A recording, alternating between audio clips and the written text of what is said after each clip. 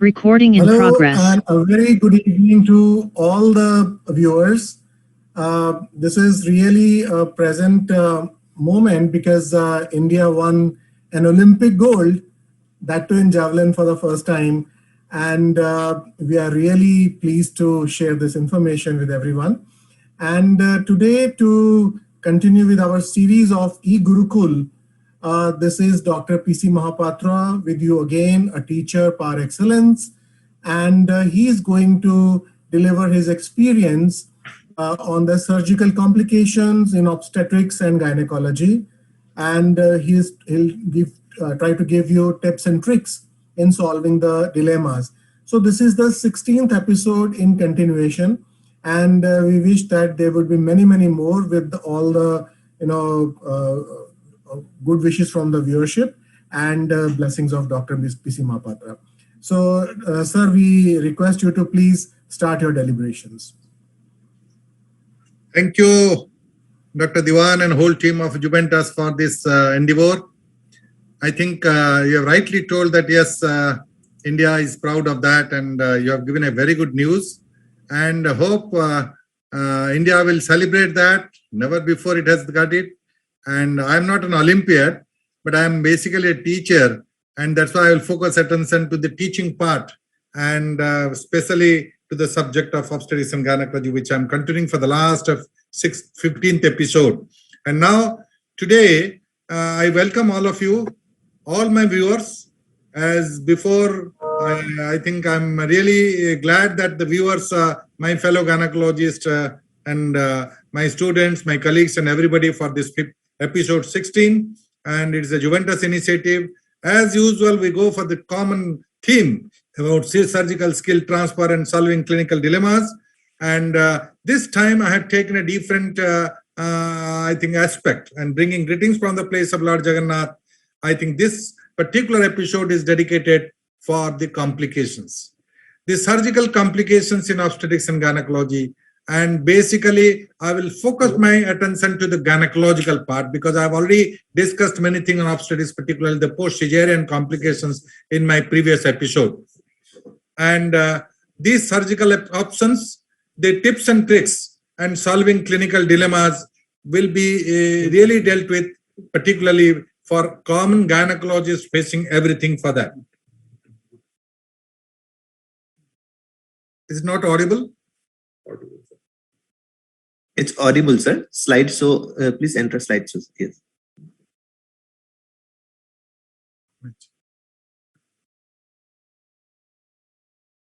Okay. Hello? Continue. Hello? Shall I continue? Yes, sir. Yeah. So this particular episode, I will particularly devote the complications which I have also faced in my life over the past few decades, and with reference to the gynecology and the various surgeries and related clinical dilemmas associated with it, so that this will be a learning for everybody for that. Well, it is said that there are 3 lies in medicine. First lie is a medical statistics.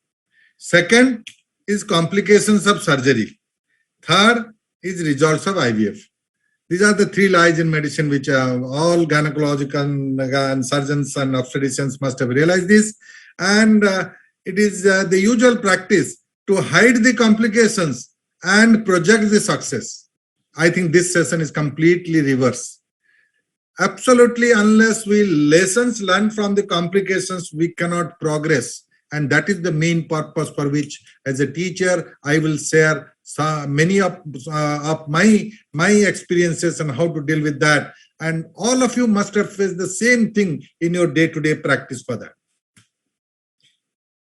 Well, there are people who say that I do not face complications or I have not seen surgical problems. I'm a professor for last 30 years and I have not faced any surgical problems for that. I always level them either not doing surgery at all or the greatest liars ever possible. So this is the inference. So everybody, those who are doing a surgery must have some face some complications for that.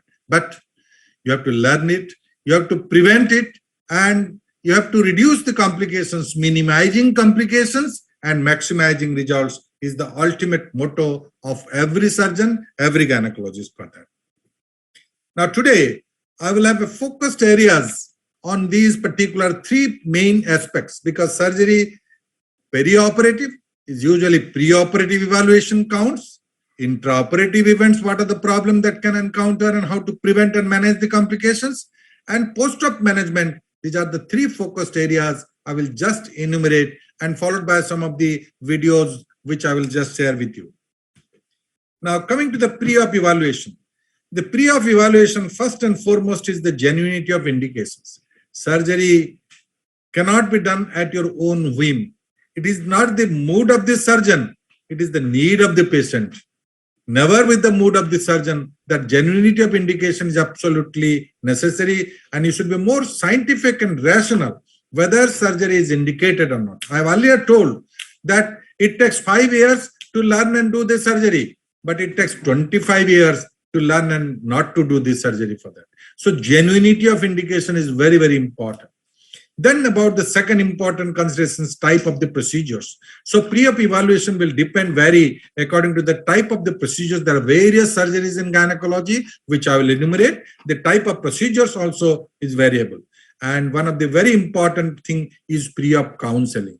The pre-op counseling is absolutely necessary in the present era when medico-legal problems are there, when the beneficiary are literate, educated, and therefore they should be well counseled about the pros and cons of surgery.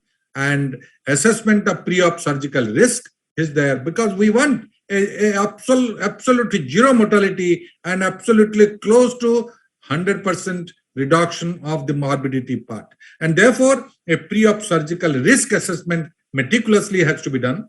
Then the pre-op planning. As a surgeon, majority, I always tell my students that you lack in planning. So surgical planning is absolutely essential, not to have a only mindset, but it avoids many, many complications for that. You mentally be prepared and take many steps before the surgery, then adopting and deciding then and there with the knife, you decide for that. So there are many, many things. In particular case should be individualized, and you should find out what problems you should encounter in that particular case. And therefore, pre-op planning is very, very important for that. And therefore, we see a simple example I'm giving, that in difficult cases, in complex cases, complications are less. Whereas in a very simple case, complications are more. This is just because of overconfidence and lack of pre-op planning. So therefore, the pre-op planning merits a consideration before the real surgery begins. The need for ancillary help. Don't have an ego that I will do everything for that. And in many situations, you need help of people. A GI surgeon, where you anticipate that there could be a problem, previous surgery and all that, and you anticipate that there is a need of GI surgeon which can be associated with it. And this is important. Urologist, neurosurgeon, in some cases we see that where we anticipate the problem, we just call them to be present there and take help of them. Or when you face the problem, you call them at their services at that particular level. And pathologist is also important, because the pathologist, many people must be thinking that in surgery what pathologist will do. Yes, they have a role, because imprint smear and the frozen section biopsy plays a very important role in deciding for the next management and surgical protocol for that. And therefore, pathologist. And at last, critical care specialist. You need that some of the cases which are high-risk cases for surgery as well as anesthesia, they require a critical care backup. A critical care specialist help could be very, very important. So you need a help of other people and all that. Even your own colleague, you take help of your own colleague. I usually at this stage also in a difficult cases, I call one of my friends to assist me and be with you in the surgery. So that I have found out that builds up the moral strength of the person surgeon. When another person is there, he feels more confident about it. Even if he's capable, a person close to him and who can assist and who can do that, a joint venture, I think that is nothing like it. No question of ego there. So for the benefit of the patient, These are the ancillary help you can find out for that. Now, coming to the genuinity of indications. There are many unindicated surgery. You go, everybody must have seen that the unindicated surgery are many. And there are patients who also say that, yes, I have got ovarian cyst. You operate for that. But this is a case of polycystic ovary. And the radiologist has given a report that there are multiple cysts in the ovary. It is not 10 to 20 millimeter. They don't write that one centimeter or 2 centimeter. 10 to 20 millimeter polycystic ovary, that unindicated surgery is there. And the common indication, common unindicated surgery is hysterectomy. Fortunately, we have improved a lot. I can say that there was a study 5 years before. What are the unindicated surgical intervention in country like India? The first came as coronary care, coronary intervention. So coronary intervention is the first. And the second was the hysterectomy. Third was joint replacement. Now I think the hysterectomy has come up in a third position, whereas coronary care and joint replacement are still there in the first and second position for that. So we are little better, but still there is you must think that there is an indication of hysterectomy, do it. Otherwise, find out some alternative methods for that. So thinking of alternative options is important, even if there is some problem for that. Find out any non-surgical methods for that or not. Therefore, luckily, we can say that there are many methods like MRG focus ultrasound, like the vascular surgeon and the uterine artery embolization, and many other alternate options are there also. Thermal balloon and other thing for that, genuinity of indication. So alternative options to hysterectomy has to be found out for that. Now, the type of procedures. We divide, as a surgeon, we divide into minor versus major. Minor is just a short procedure. Major is a long procedure, and ultra long could be some radical procedure for that. Fortunately, out of all the surgical intervention in gynecology, it's not like other procedures like orthopedics, other procedures like neurosurgery, other procedures like the other radical procedures take a longer time. Accepting the uterine transplant and other thing, the time taken is absolutely within the reasonable range for that. And minor versus major is according to the duration of surgery, according to the pathology, and we consider that this is minor with a local either local anesthesia or with the short anesthesia, intravenous anesthesia like a TIVA, pentothal, or the propofol, that we can do it finish it within 5-10 minutes. It's a minor surgery, but major surgery involves a lot of, it takes a longer time, it takes a longer surgical technique is different and more complex procedure. Diagnostic versus therapeutic. Whether you're going for a diagnostic, say for example, a diagnostic hysteroscopy, diagnostic hysterolaparoscopy versus a therapeutic surgery, lap surgery for that. And diagnostic versus therapeutic, elective versus emergency. You have to decide elective versus emergency. The output, the methodology is completely different in these two varieties. Benign versus malignant, you must be more radical. Minimal invasive surgery versus conventional. Single versus concomitant procedure. I think these are the cases. Joint surgery, a combined procedure. Suppose somebody is doing a hysterectomy and at the same sittings you find that there is a gallbladder, cholelithiasis. In collaboration with the surgeon, the surgery can do, the surgeon can do a lap call and you can do a hysterectomy, either vaginal or a lap hysterectomy you can do. And in a minimal invasive surgery, both surgeries can be done in one particular sitting so that the convenience of the patient, both physical, financial and everything would be solved for that. But ultimately selecting the correct modality is important for that. And during the last few decades, we have changed a lot about the different types of surgery from conventional to minimal invasive. I think in the near future and in the future also, the dynamics of the surgery may change in a drastic manner so that the new technology will come and artificial intelligence will come, and there could be different new dimensions for that, because we have seen over decades how the surgical principles and the surgical techniques have evolved and changed over the years. Now, pre-op counseling. Pre-op counseling is a major now need today, because there are two aspects. One is the patient is literate, they are conscious, and second is about the the medical legal problem. So these particular thing, now counseling is important. You must tell that what are the procedures you do, what are the if you build a confidence and rapport, I think 100% of the medical legal problem will be solved. That is the lacunae of us in not giving a pre-op counseling for that. Assessment of pre-op surgical risks. In the assessment of pre-op surgical risks, I have divided into one of the patient's profile and procedural profile. The surgical risks are different in the two aspects, in the two profile, and you have to assess that. Say, for example, patient profile, what are those? Age. Age is a very important thing. And marital status, fertility status, obesity. These are all patient profile which needs a special consideration as far as the pre-op assessment for that. And comorbidities, particularly the cardiac disease, hypertension, diabetes, kidney disease, respiratory disease, liver disease, hematological problem, psychological problems, and infections like HBsAg positive, HIV positive, and now in the COVID era, COVID-19 viral infections positivity. So therefore, the patient profile is important on all these aspects, and assessment has to be done preoperatively, meticulously for that.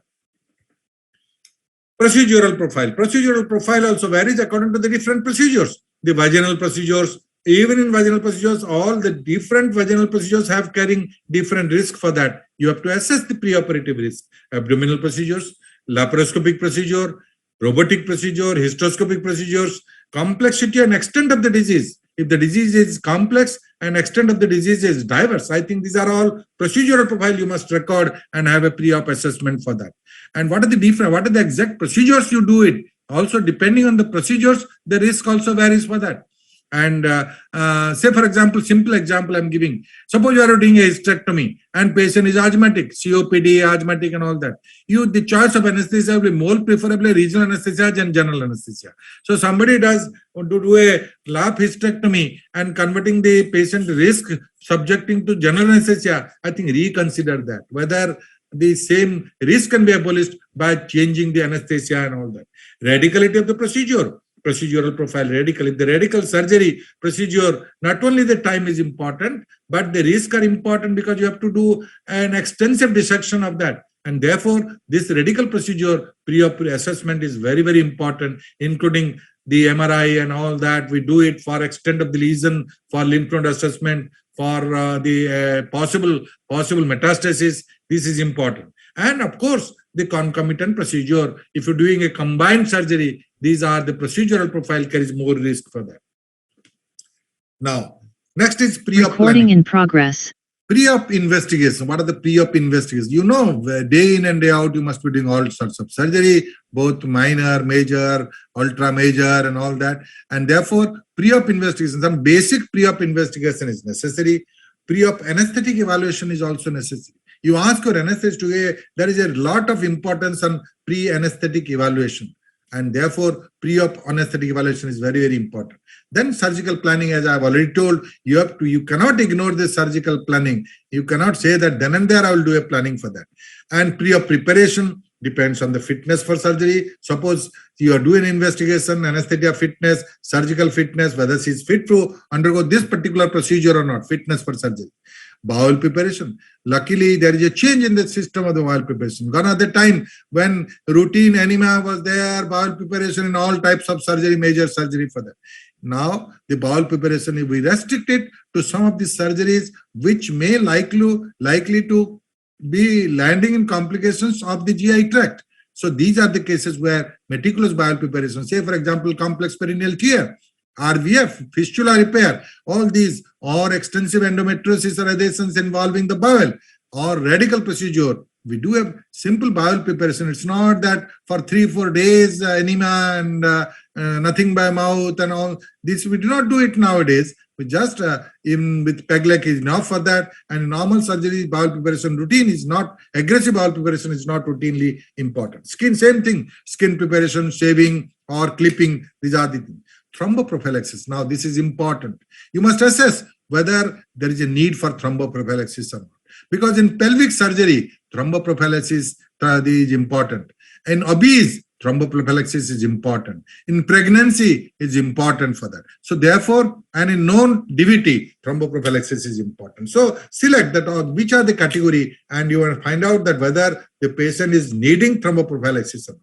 Antibiotics, prophylactic antibiotics is absolutely essential, and the recommendations, the evidence base says that 1 hour before the surgery, give a dose of antibiotics for that.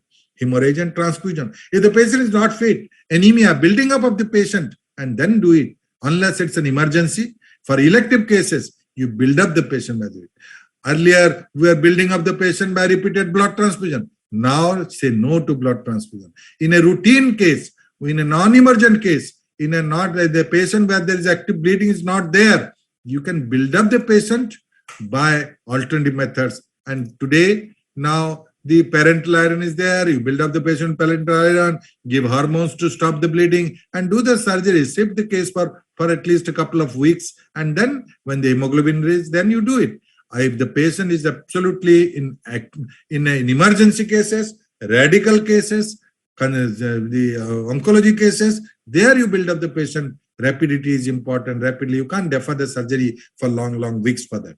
And of course, the chronic medications. What are the medications he has taken? Whether it is a long-term treatment of steroids, aspirin, clopidogrel, all these has to be taken care of. And you must see, to take the history, psychiatric medicines. And these chronic medications is also to be looked after in the planning for that. Otherwise, in the last moment, you will be really landing in disaster. Now, pre-op investigations, I won't detail about all pre-op investigations, which everybody knows that, but with special reference, nowadays, a COVID era, every surgery, we do a COVID-19 test for that. And there are some reports in the COVID era that surgery augments surgery in a COVID positive, previous COVID positive cases, recent COVID positive cases, the risks are more. Maybe that could be, there are many reports which are going on for that, and some you cannot ignore this particular case, but at least for these particular, if it is a non-emergent case, you can prolong it after because post-COVID status, post-COVID other illnesses are more often, we do not know, so that we routinely do a COVID test for hospitalization for other regions of your hospital, your staff, and for the patient herself, that you do a COVID test, and COVID negative patients you operate it. But in an elective case, you can postpone the surgery if at all there is a recent COVID infection for that.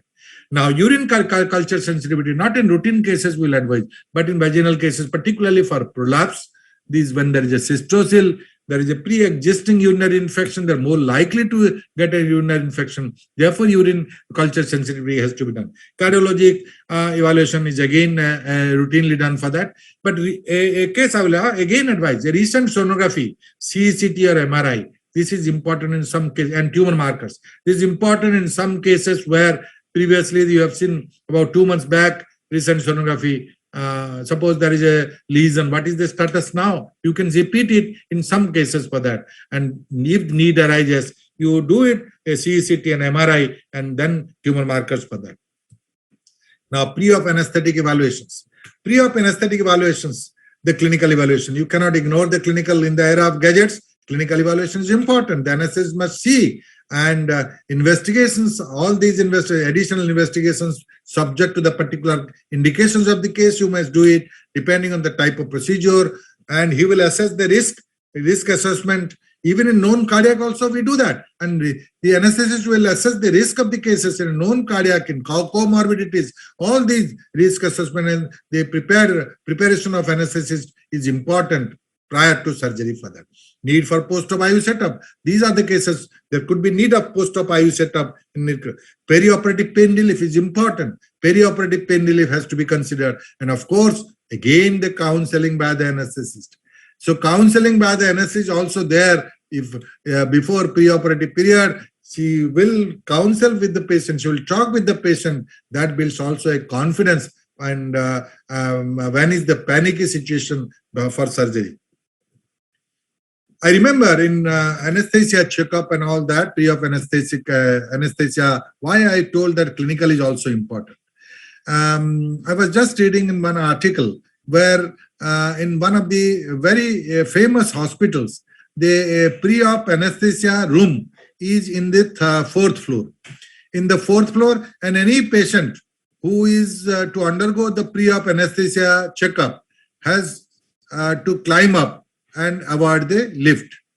And this is the purpose for which they have taken. If the patient can comfortably climb without any symptoms to fourth floor, it implies that functionally is okay for that. And you can absolutely assess. So this is an estimate that clinically there could be find something, the changes in the PQRST wave in ECG. But she's functionally absolutely normal. She's climbing upstairs for fourth floor for that. That is the purpose for which I could realize that. And surgical planning for the surgeon, mindset, again I will say that mindset, anticipating the problems each and individual are different, understanding the anatomy and altered anatomy. This is important. You know the surgical anatomy, but altered anatomy is important. The altered anatomy, either a congenitally altered anatomy or by virtue of previous surgery, there could be an altered anatomy. You must know what could be the altered anatomy. And therefore, the technique, and there last is the techniques and skill. Skill is a paramount important surgical skill. And again, I emphasize that there should not be any ego, need for ancillary help. It has to be done for that. And you must find out in difficult and complex cases, take help of your colleague. And there is no ego that I am all in all, I can do everything for that. Now, intraoperative complications, what are those? Those are expected. Anesthesia related, drug related, and surgery related. These are the three main things in intraoperative complications. Anesthesia related, common is hypoxia and hypotension. Common is hypoxia and hypotension. The hypoxia has to be, oxygen support has to be given, and identifying the hypotension, preventing it is much more important than complications, landing in complications. I think a little vigilance could serve many purposes for that. Once it goes to irreversible phase, even we put it in ICU and all that, you cannot rescue the patient.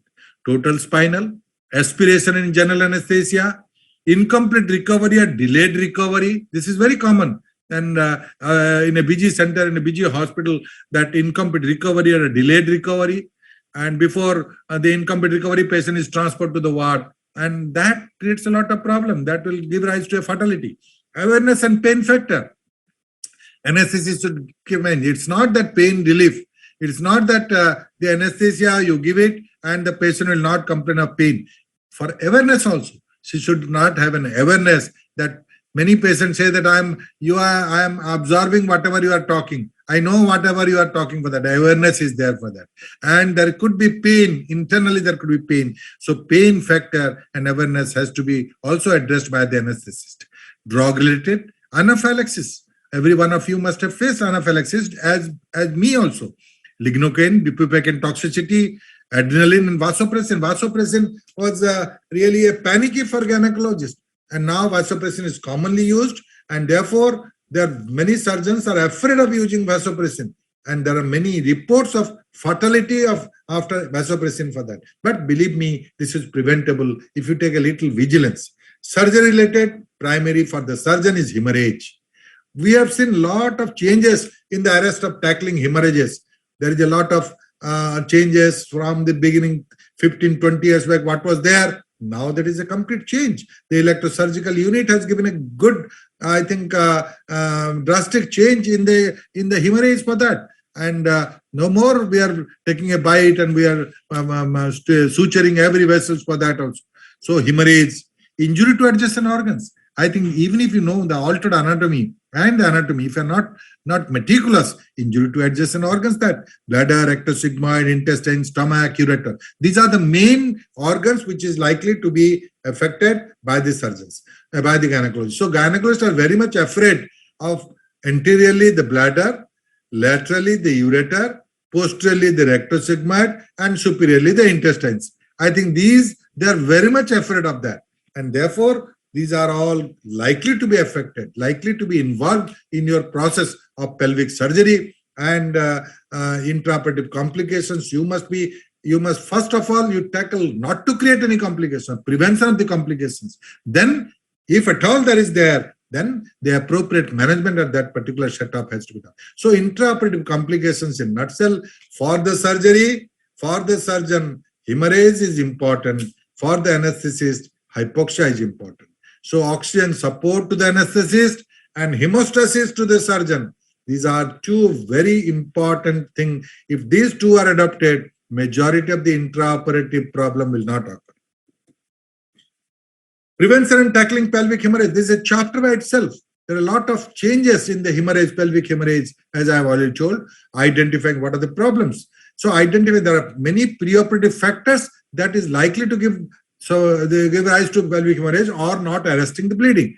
So identifying the preoperative factors. Patient has already, so on drugs, medications, she has not stopped clopidogrel, aspirin, all these. She's suffering from some of the hematological problem. These are the cases where pre-op factors is there and you are doing a surgery. Even surgical thing, a case where there is the leiomyosarcoma or a malignancy case, a vascular tumor. These are the cases where the case itself gives rise to a lot of bleeding and pre-op factors. Even once upon a time, the vaginal surgery, any vaginal surgery is a bloody surgery for that. I remember when I was a postgraduate, the vaginal surgery is a bloody surgery, and all vaginal cases, the anesthetist used to advise in a pre-operative, pre-anesthetic evaluation to sufficient unit of blood to be kept ready for that. Now the change is there. The surgical skill has developed. Electrosurgical procedures has facilitated the arrest of the bleeding of primary bleeding for that. And therefore, even if with that, pre-op factors are important.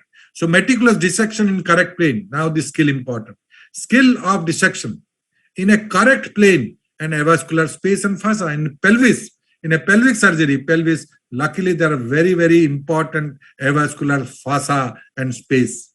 And these has to be identified. Knowledge of the space is important. Knowledge of the fossa is important. You go through the right cleavage, the bleeding will be less. Gentle tissue handling. Tissue handling should be absolutely gentle all throughout. This should be a basic surgical philosophy. Then in gynec surgery, hydrodissection, infiltration of dilute adrenaline or vasopressin, we have seen that these are the cases. Hydrodissection separates it. Not only it gives a good space and identify the fossa, but at the same time, the hemostasis, the bleeding is less, and particularly aided with the adrenaline dilution or vasopressin combination, as you see routinely in myomectomy. This is mandatory for that. Use of electrosurgical gadgets, I've already told, the bipolar and all. One episode I have dealt with the electrosurgical procedure, how to control the bleeding. Suturing and clips as and when required. And the three principles I always say, pack, press and pray. 3P. And then the fourth P, PC Mahapatra, you remember. So the pack, press and pray. When there is a generalized oozing for that, how much hemostasis you can maintain with the coagulation for that, particularly in the vitals, over the vital structures. So pack, press and pray. These three will be there. At the end, you see after 5 minutes, whole thing will be dry. And don't be hasty in that. Don't be very much perturbed in that. This principle you adopt in generalized hemorrhage. Systemic tranexamic acid. Now, this is a very useful drug, either a pre-op or intra-op. There are a lot of studies. Here by FIGO also have done a lot of study. Arul Kumaram has done a lot of studies on this tranexamic acid pre-op or intra-op in arresting bleeding for that and prevention of the bleeding before surgery or during type of surgery for that. Local hemostatic agents, like there are many agents, either a chemical agents or a mechanical agents, even the mop, even the gauge piece, that mechanical could act also for that. And chemical agents, there are various chemical agents and other materials like Surgicel, and many companies have found out that this is the agents which can be used by the local thing. You spray it or just sprinkle the powder. This acts on the local hemostatic agents apart from the gel foam or other thing which comes as a mechanical thing. Exposure, this is important for the dissection. Exposure, visibility, assistance, and anesthetic help, relaxation. I think these are all important to tackle pelvic hemorrhage for that. Need for volume replacement, plasma expander, and blood components. The anesthetist must assess during the time of surgery that what is the blood loss, and you are not able to, you are focusing attention to the surgery, and the anesthetist to assess whether the need of replacement is there or not. And therefore, right moment she should say that yes, in emergencies, you should have a requisition of blood and then intraoperatively you can transfuse that. Monitoring patient important is a monitor of the, now we are fortunate. Gone at the time when the monitor were not there, simple by the pulse, the anesthesists were observing. Now I think monitor is a common place for everyone, and it's absolutely a good sign. Monitoring of the patient by the different multi-para monitor is there. You can fit it, and intraoperative, not only intraoperative, post-operative also. In some cases, or the cases where it is necessary, you do it for hours to days. There's not a problem. Post-op management. Coming to the post-op management, this is important. Immediately after surgery, don't ship the patient to the ward. This is a lesson which I have seen. I will just share my experiences for that. Recovery room. Even if in a small hospital, like 10-bedded hospital also, you make one bed in the close to the OT as a recovery room. And remember, may it be a minor procedure, may it be a major procedure, you keep the patient for at least half an hour there, and therefore after complete recovery you transfer that, and therefore in that particular case you can have a monitor, because you have the nursing personnel and other thing, they may not be competent enough to measure the blood pressure, pulse requirement and all that. You can put a monitor where pulse, blood pressure and SpO2 can be recorded for that. So essentiality is the recovery room and monitoring for that. Even medical colleges also, when I was there, I think at that time recovery room was absolutely essential, but hardly there are places where recovery room was not, recovery room was there. And this is mandatory for the safety of the patient.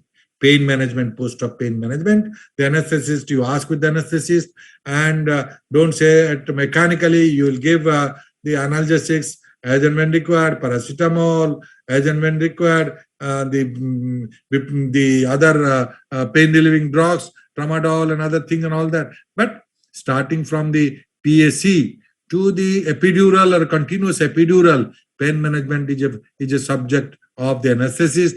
Nowadays, the opioid pain relieving drugs are available. You can use that for a long-term pain relief for that, apart from short-term pain relief by injecting the sensorcan during the site of surgery. This is extended pain relief. Subsequently, as long as the patient is there, she should not have a pain and pleasurable surgery for that. Monitoring vitals, I've already told. Pulse, blood pressure, urine output, and very important is urine output. Many people say that yes, if urine is normal, that is a very significant factor that the functions are normal. It is not the BP alone, the pulse, the tachycardia or bradycardia is more significant for that. And of course, the sensorium. If the altered sensorium is there, you must think thrice for that and call help for other faculties for that. Fluid management is a different chapter by itself. I don't want to explain about the role of colloids, crystalloids, blood transfusions and all that. But fluid management during the perioperative period is absolutely important. Now, in a minimal invasive surgery, I think the duration has been drastically reduced so that the fluid management requirement is less nowadays. Oxygen support, wherever you need to have a oxygen support, perioperative, post-operatively, some patients do have oxygen support and you give it. Bowel and bladder care, general well-being. Just talk to the patient, and general well-being is important. And any specific complications identified, you just immediately don't ignore and just intervene to prevent and manage the complications for that. Now, next part, I will just focus attention with this knowledge in the preoperative, intraoperative, and postoperative scenario and care. We will shift the next half to the clinical scenario and what are the dilemmas. And this is all which I have faced, and I want to convey to you, my dear viewers, for your knowledge, your information, and my upgradation. Because if I get a feedback, I will upgrade myself. Till my last breath, I have to upgrade in medical science, and there is no limit of learning, and there is no age for learning. Every age you have to learn every day. As a surgeon, everything, every day there could be some unpredictable events which you must convey. Now, case 1, 48 years, para 3, is a case of pelvic endometriosis, hist of lap surgery twice, and therefore one of my students attempted for laparotomy, and it failed. It can't enter into the peritoneal cavity because of the adhesion, or the uterus is pasted to the intestines, gut, and omentum, and abdomen closed. And it was done 3 months ago. She has a persistent pain, abdomen and menorrhagic cycle, adenomyosis, as you know, and sonographic evidence of adenomyosis with chocolate cyst ovary, right. It is not relieved with medication planned for abdominal hysterectomy. I always say to my students that this type of cases you must be exposed to this type of cases, and a middle level gynecologist has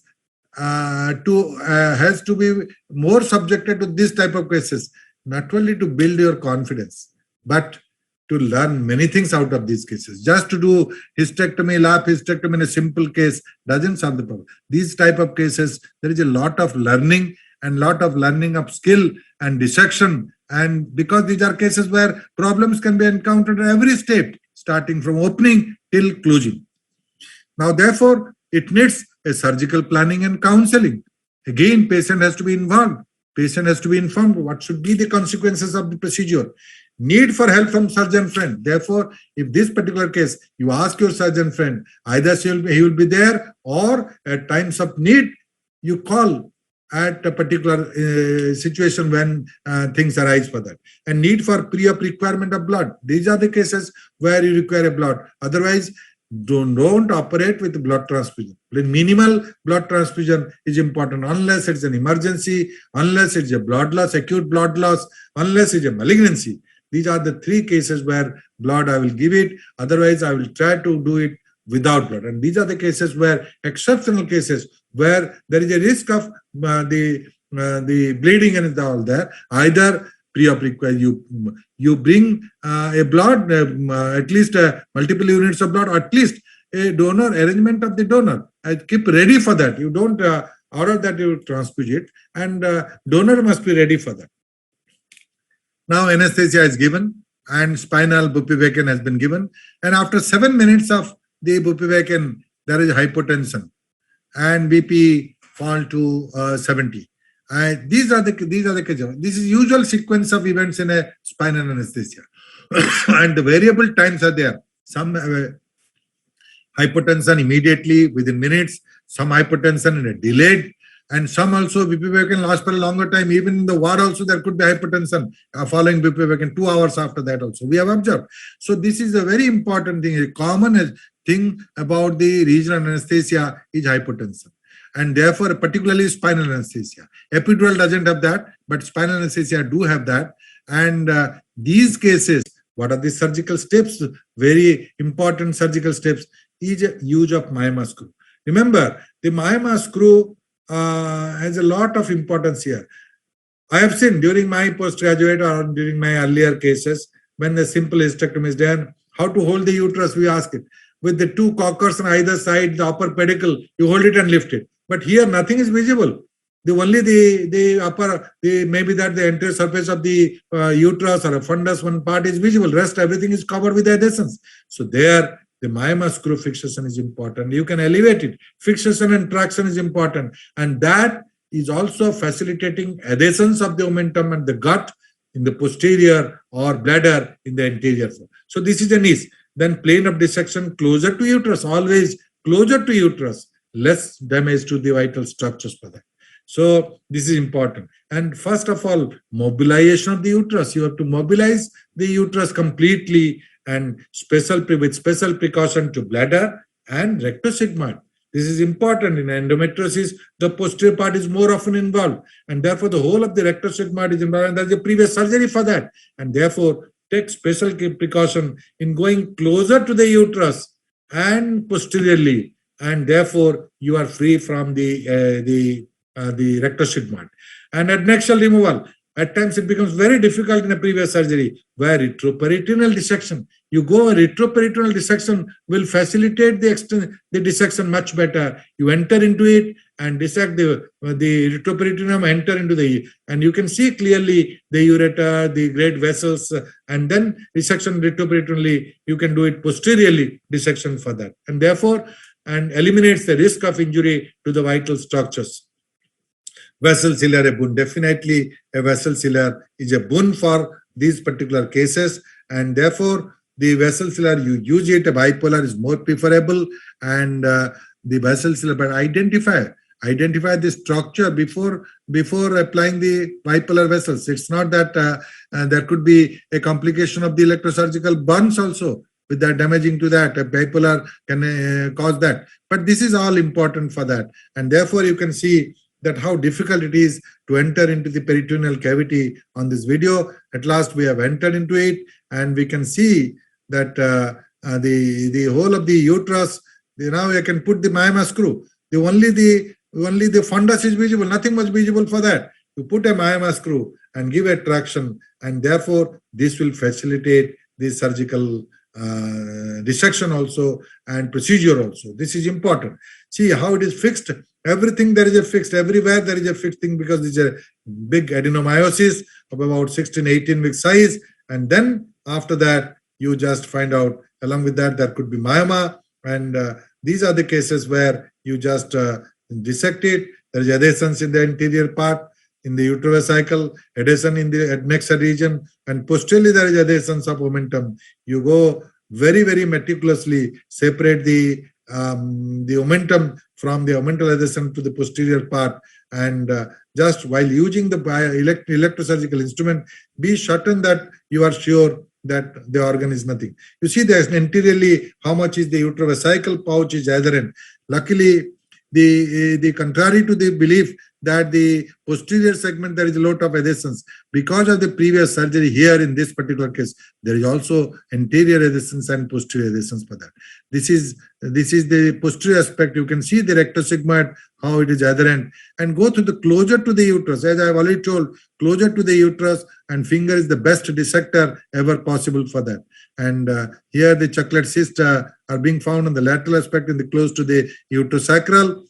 But remember, closer to the uterus, finger dissection and meticulous traction will really alleviate and relieve it from the rectosigmoid. These are all grossly adherent to the rectosigmoid, and therefore these are the cases where vessel sealer can be a boon for that.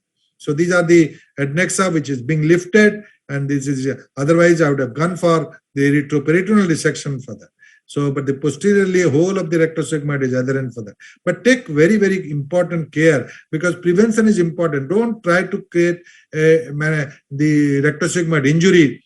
You always try to prevent it. Lot of things could be solved for that. And this is how you do this particular case.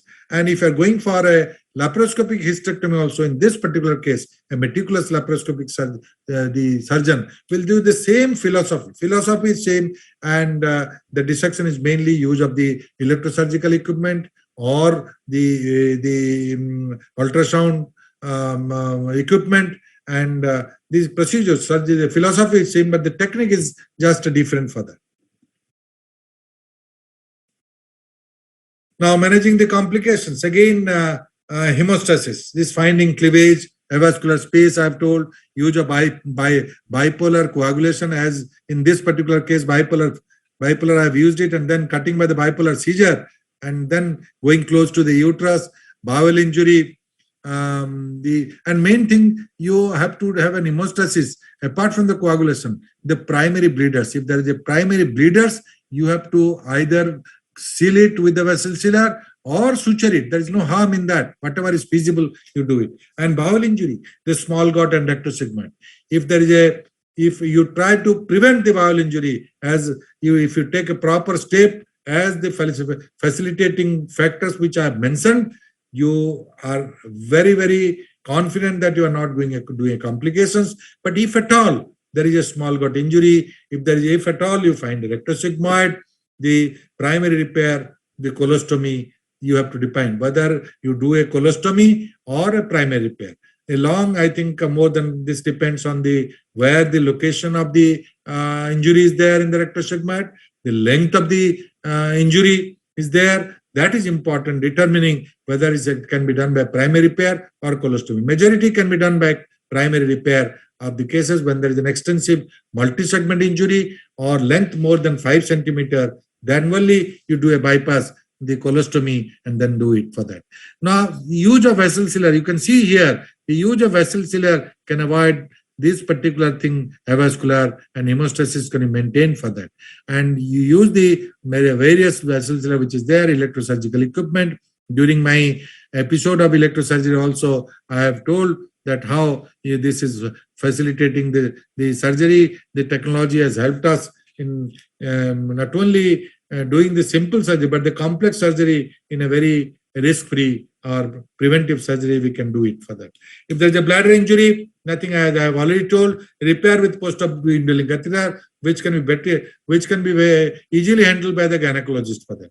But ureteric injury, gynecologists are not very well acquainted with the procedure. I think there is a need of training by the urologist, from the urologist, and every gynecologist should know these not only the bladder but the ureteric injury, how to prevent and how to, if at all that is there, how to manage the ureteric injury for that, either implantation to the bladder or DJ stenting, which can be done, and this can solve the purpose for that. And whole procedure, if you do it gradually, slowly, don't be hasty in that, I think whole procedure can be really tackled, and in an inoperable case can be operable if the skill can be improved for that and updating your skill. So therefore the message, vigilance after anesthesia, the hypotension, need of meticulous surgical skill, avoid hasty dissection. Don't look at your watch and do the surgery. Never, in any case. Importance of light assistance and relaxation, as I have already told here, in this particular case, this is important.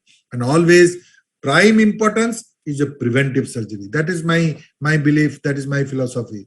Preventive surgery is very, very important. Then you don't take credit of doing complications and managing complications. You prevent the complications, that's a primary importance. Recognizing the complications and managing, and don't ignore, if at all there is a complications, recognize, early recognition and managing it, undisclosed, unidentified thing and living, that will give it really a problem in the post-operative period, and that will be hectic for the patient as well as for the surgeon. And therefore, do a surgery good and forget about the post-op management. So post-op management, one of the most important post-op care is a good piece of surgery. That's important. Case 2, 60 years, para 4 with precedencia, planned for vaginal hysterectomy with PFR. After pre-op evaluation and investigation, decided to do under spinal anesthesia. And within 2 minutes of spinal anesthesia, patient was apneic. Suddenly after 2 minutes, he was apneic and comatose. I was really troubled. I was prepared with the gloves, and the anesthetist immediately intubated and ventilated, and pulse, blood pressure, oxygen saturation. Then after intubation and ventilation, pulse, blood pressure, SpO2 has stabilized. Within minutes it was stabilized, but it was intubated constantly. It was intubated, patient was comatose. Even I find the pupils are dilated also, not reacting to it. I thought it is gone. But believe me, the anesthetist assured me that this is a classical example of total spinal. So though it is very rare, but it happens with the high level. And majority of the cases, this comes to a relatively high level. It's not going for a total spinal, but relatively high level, where also the early symptoms will be there and you have to manage that. So whether now the question comes, I was also thinking, this was my first case and the last case, suppose I don't know whether in future I will get it further. Diagnosed as total spinal.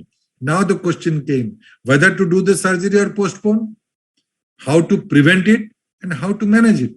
So the question of prevention, whether to do the first primary thing is that the patient should survive. That's important.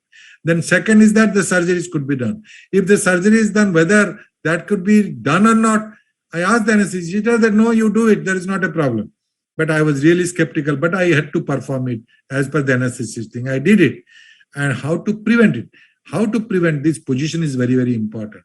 Total spinal, apart from the patient profile, there are some patient profile where the total spinal cannot be avoided, but majority of the cases, the head down drop tilt, more of the head down tilt can give rise to this total spinal, or in the high level, if they give it, then they give rise to total spinal. That can be prevented by proper identification. And how to manage, as this particular case, immediately you have to ventilate, put an airway, that's important. And immediately ventilation is there, everything can be settled for that. And how long you ventilate, that is uncertain. And usually I ask the anesthetist, how long will ventilate for that?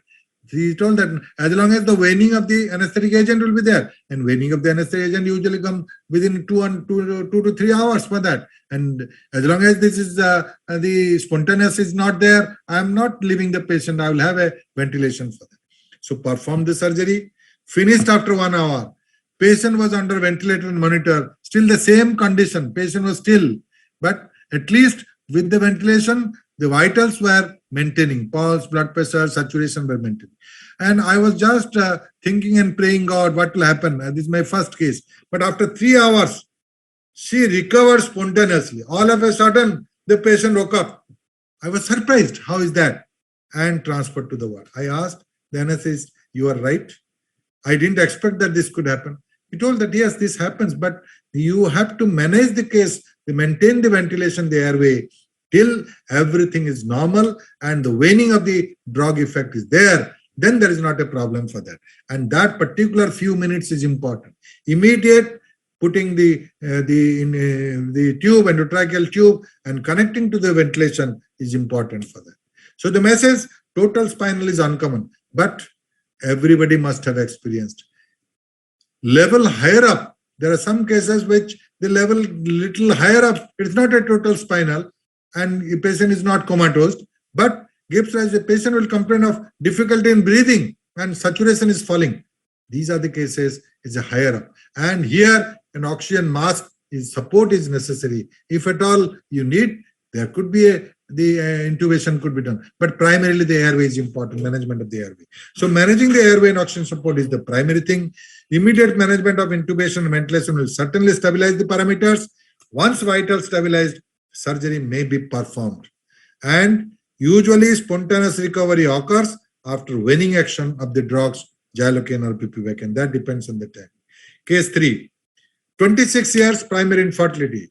In my case, I have experienced this. Primary infertility and underwent DHL, diagnostic hysterolaparoscopy. This is considered as a minor diagnostic procedure under GA. Surgical procedure completed, absolutely DHL normal, no surgical problem was there, and the patient was transferred to ward. After half an hour, emergency call from sister that patient is gasping, pulse and blood pressure not recordable. And then immediately in the ward, immediate laryngeal mask was given, LMA was given with ambu-bag ventilation.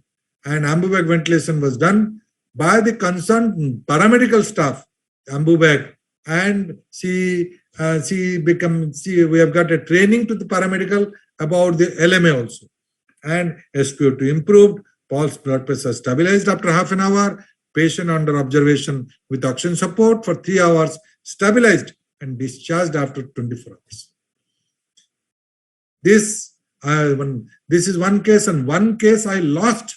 One case I lost in the medical college where the recovery room was not, the patient was in complete recovery and then transferred to the ward. And by the time the anesthetist reached or we people reach there, patient is gone. Already he is dead. So this is a very precarious moment. I still I imagine that particular fertility of mine. For no reason, she has come, a young girl under for infertility, she has come, and this is the situation for that. And therefore, incomplete recovery, very important to observe. And therefore, need for post-op recovery room with monitor. I made it a point that even if it is a small hospital, you have to have a recovery room with 1 bed or 2 beds, whatever is possible, with monitor. And therefore, with the one nursing people, assistants or paramedical people is there, they will monitor this with the monitor. After complete recovery, patient should be transferred to the ward. Don't immediately send from the OT to the ward. Remember this. This is a lesson which every gynecologist should learn it for that. So there is a really a need for a recovery room or a recovery bed, and early intervention saves life. And therefore, I always tell that please advise all the gynecologists, if in your hospital also, train all your paramedical staff in these particular adversities. They must be acquainted that, ask your anesthetist to train how to give an ambu-bag ventilation, how to give an oxygen support, how to even LMA can be done for that. This will really, because the time is important. By the time nobody is there, the nurse is there. She can immediately manage that and call somebody for help. So minor or major for surgeons only. We say that surgeons say minor or major, but for anesthetist, all are same, all are major. Even minor, we get a lot of complications, including the fatality. Case 4, 40 years, para 2, plan for lap hysterectomy. So prophylactic antibiotic amoxicillin sulbactam given 1 hour before surgery. After surgery, immediately after the injection, immediate tachycardia, hypotension, sweating, altered sensorium with falling saturation. Now bag and mask ventilation was given, hydrocortisone, IV was given, IV fluids started, and these are the cases. Think that it could be nothing but anaphylaxis, drug anaphylaxis. And there, the support is not by steroid, its support is not by mask, these are all supportive treatment, but injection adrenaline. Remember, we give an adrenaline 1 ml diluted in 10 ml of diluent, slow IV given, and within 15 minutes, gradually pulse rate settled from 160 to 130, then 100. So you think that the pulse rate is 160. How can I give an adrenaline? But this is the situation. This will just think that in anaphylaxis, tachycardia is there. If you give adrenaline, pulse rate will come down for that. So pulse rate, this is, remember, this is the drug of choice, adrenaline 1 ml. You push it directly IV for that. Nothing will happen. Classical picture of anaphylactic reaction. Adrenaline is the drug of choice. Other supportive measures are necessary, but it is an adjunct. And even seen after test dose. Remember, in test dose also, people must be in your hospital premises. This should be well communicated to your paramedicals also. Case 5, 25 years, abortion 2 with intramural myoma of 10 centimeter. And this was planned for lap myomectomy. And as usual, lap myomectomy, vasopressin 20 units in 100 ml dilution was injected. I usually inject this 100 ml dilution, 20 units, not more than that. And after 50 ml injection, the pulse rate bradycardia was 40 per minute. I made a routine. All I will advise everybody, while before injecting vasopressin, ask the anesthetist to see the monitor, whether there's a bradycardia or not. This is the only problem, is that the bradycardia will be there, and bradycardia less than 40 per minute. If it is going below 50, take it as standard. Don't go less than that. If it is 50, you have to give a atropine 1 ml, just IV given, and patient was stabilized. There are many cases which I have experienced, which this is a usual sequence. You caution the anesthetist why before injection of vasopressin, even if you do a proper diluent in a proper amount also, even there could be some reactions for that. Procedure was completed. So vasopressin message is that vasopressin is a panicky for gynecology. I was just reading a literature of the endoscopic journal where it has been as if vasopressin is a really panicky for gynecologists for that. So many people have abolished by use of vasopressin for that. I think the prevention is important for that. So vasopressin, you can use it, but you must be very cautious about the use of that. Don't infiltrate directly into the vessel. If you infiltrate directly into the vessel, sudden demise will occur, sudden problem will be there for that. So that is the only situation. Don't infiltrate on multiple places. In one injection, you give it in one place, because multiple places is not only going to not going to help in surgery also. In one place injection, you give it. Whole 100 ml or 150 ml you can inject in one place. And therefore, in one place, you just aspirate whether there is a blood or not. If many people do not do that and they directly inject into the vessels, there the immediately bradycardia and immediately cardiac arrest will be there. So inform the anesthetic while injecting vasopressin. Correct dilution is necessary, and atropine is the answer. Don't wait for pulse rate to come down to 40 and give it. Minimum, I made a principle that 50, less than 50, I will give it certainly for that. This is a case number 6. Mrs. X, 48 years with heavy menstrual bleeding for last 3 years. Para 2, both LSCS, uterus is 16 weeks, endometrial biopsy, simple hyperplasia, sonographic evidence of multiple myoma uterus. And along when the sonography was done, the sonologist has seen the upper abdomen and it was a cholelithiasis. It was asymptomatic, but cholelithiasis was there, having multiple calculus. So when the report came as a multiple calculus, patient was really interested to do it both in one sitting for that. Also in the era of minimal invasive surgery, I planned for a combined surgery for lap call and hysterectomy in a single sitting. And my friend, a general surgeon, has come and he requested me to do the lap call first because of his another engagement. Another surgery was there. He told that let me finish the lap call and you will do the hysterectomy. And I agreed for that. Lap call was finished. And during the time of tissue retrieval, the gallbladder retrieval, patient had an intra-op cardiac arrest. Hysterectomy was postponed. Luckily, patient was resuscitated and revived and discharged from the hospital. Patient life could be saved. But she was discharged from the hospital after 3 days with the diseased uterus in situ for which she had visited me. It is very embarrassing that she has come with one problem and she has left, although her life is saved, she has left with the procedure which was not necessary, which was not giving any problem for that. And the diseased uterus was there. So I learned a message from that time. Combined surgery for 2 pathologies in one sitting is not contraindicated. Don't say no, I will not do. But in the era of minimal surgery, such procedure is beneficial for the patient, for the doctors, everybody. But the principle should be to take up the surgery first for which the patient has presented, not for the coincidental finding. From that day, I remember that even if I do a joint surgery for that, the patient's predominant symptom is upper abdomen pain related to cholelithiasis, and the uterus tumor is an incidental finding, then the surgeon has to do lap call first. But here, if the problem is basically with the pelvic part or the uterus is diseased, and incidentally we find that there is a cholelithiasis asymptomatic, first of all, hysterectomy has to be done. So this is the thing which I've learned from this. Complications, lap procedures. Now go for the lap procedures. We have divided into the lap, the histro, as well as the conventional procedure for that.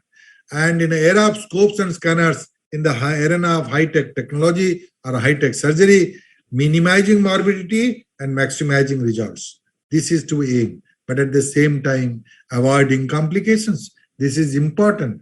And not only minimizing morbidity, fertility should be zero mortality for that.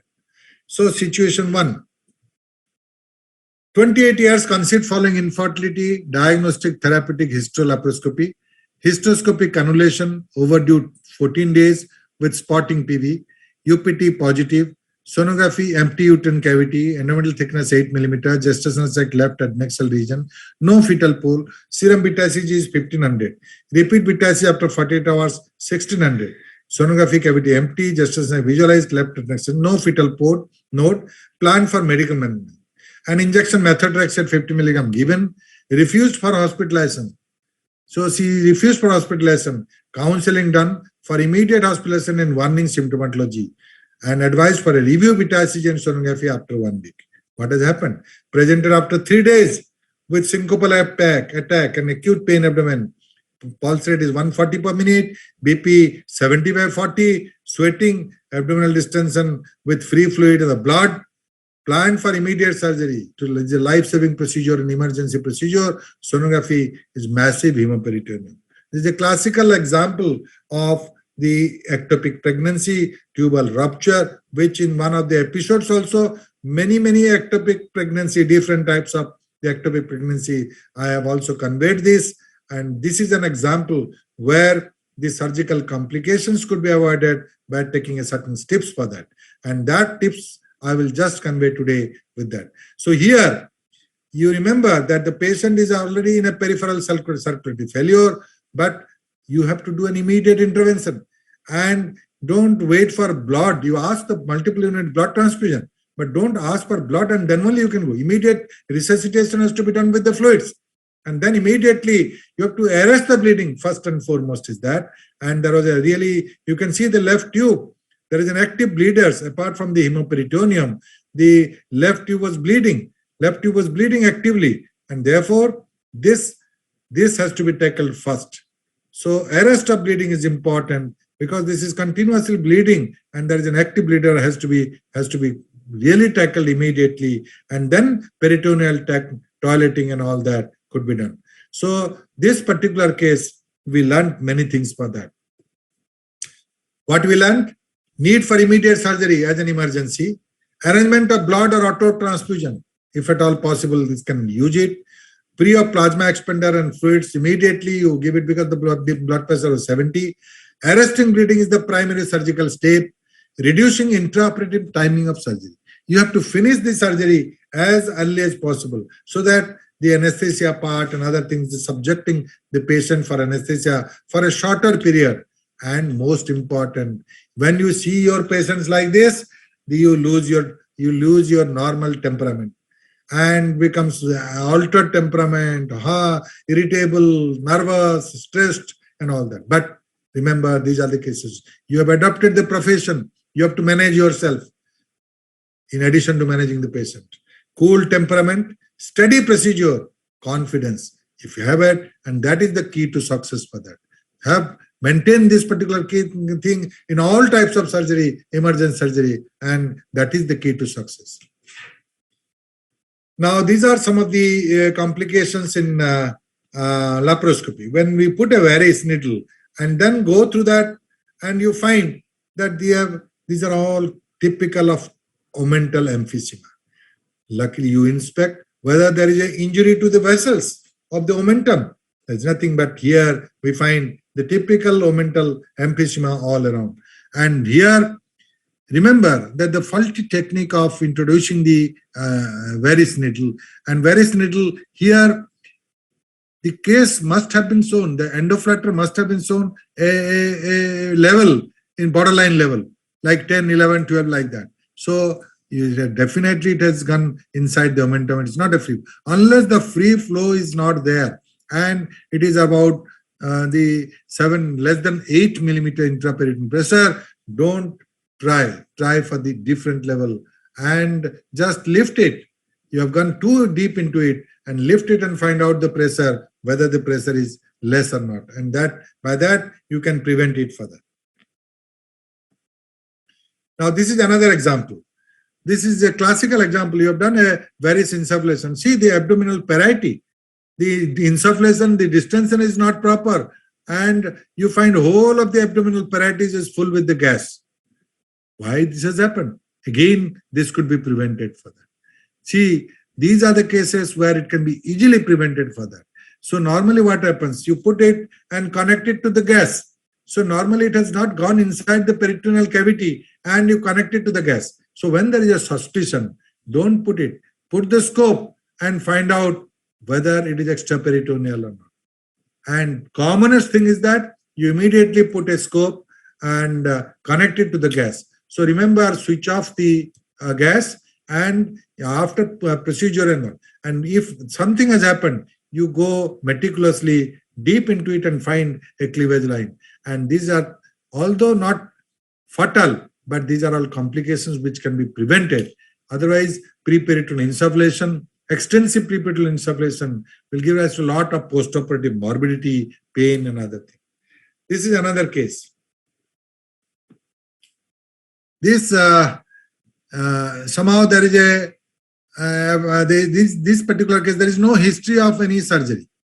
Believe me, there is no history of any surgery. When there is a history of surgery, the recommendation is that the scar, the upper end of the scar has to be evaluated and give it at a higher level. But this particular case, luckily, this particular case has been given supraumbilical port, and this supraumbilical port, just had it been an umbilical port, it would have gone directly into the intestine. I always say that you are a lucky surgeon. This particular case, I think the luck is in favor of me, so that I could avoid it. Otherwise, if the gut is adherent directly to the anterior parietal wall like this, suppose there is a tuberculosis, suppose there is an adhesion, you do not know where is there. There is, even without a surgery also, there could be some adhesions for that. And in known surgery, if there is a scar, even in a lower segment cesarean, there could be adhesions in the upper level for that. And therefore, this scar is also there. Even if it is a subumbilical scar, the adhesion could be there at the higher level also. So there, remember that you put it at the higher level, either supraumbilical or a Palmer's port, and then under vision you go through that. And here it's a lucky that I have just gone above the intestine. Otherwise, if you have gone in the umbilical port, it is bound to happen. There is no way to prevent it. You can't know it. And many cases are there for laparoscopic surgeon. This accident can happen.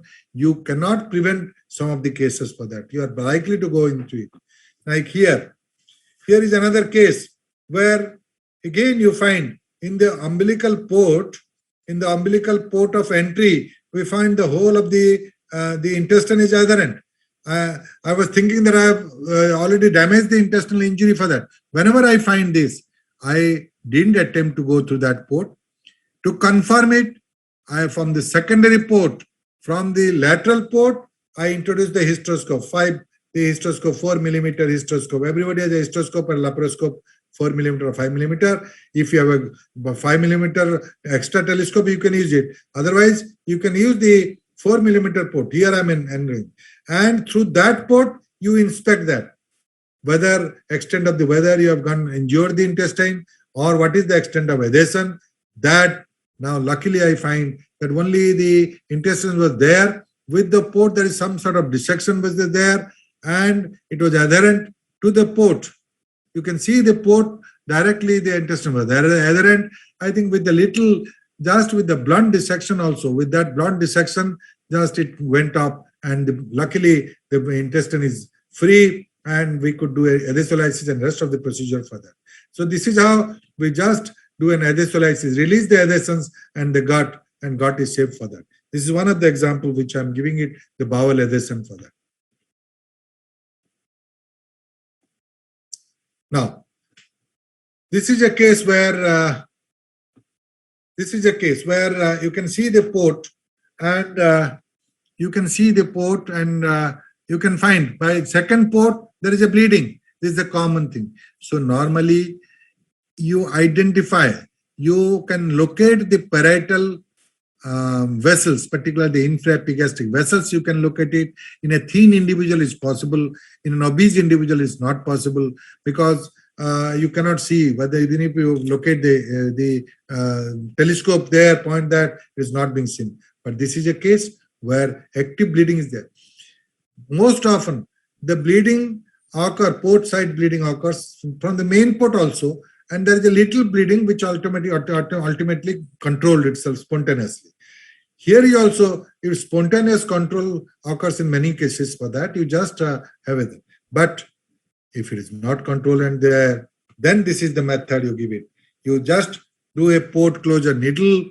As I've already told, the indigenous port closure. I've got it from PV Surgical, and you just a very simple thing. Earlier we used to put other types of needle, which is very, very troublesome.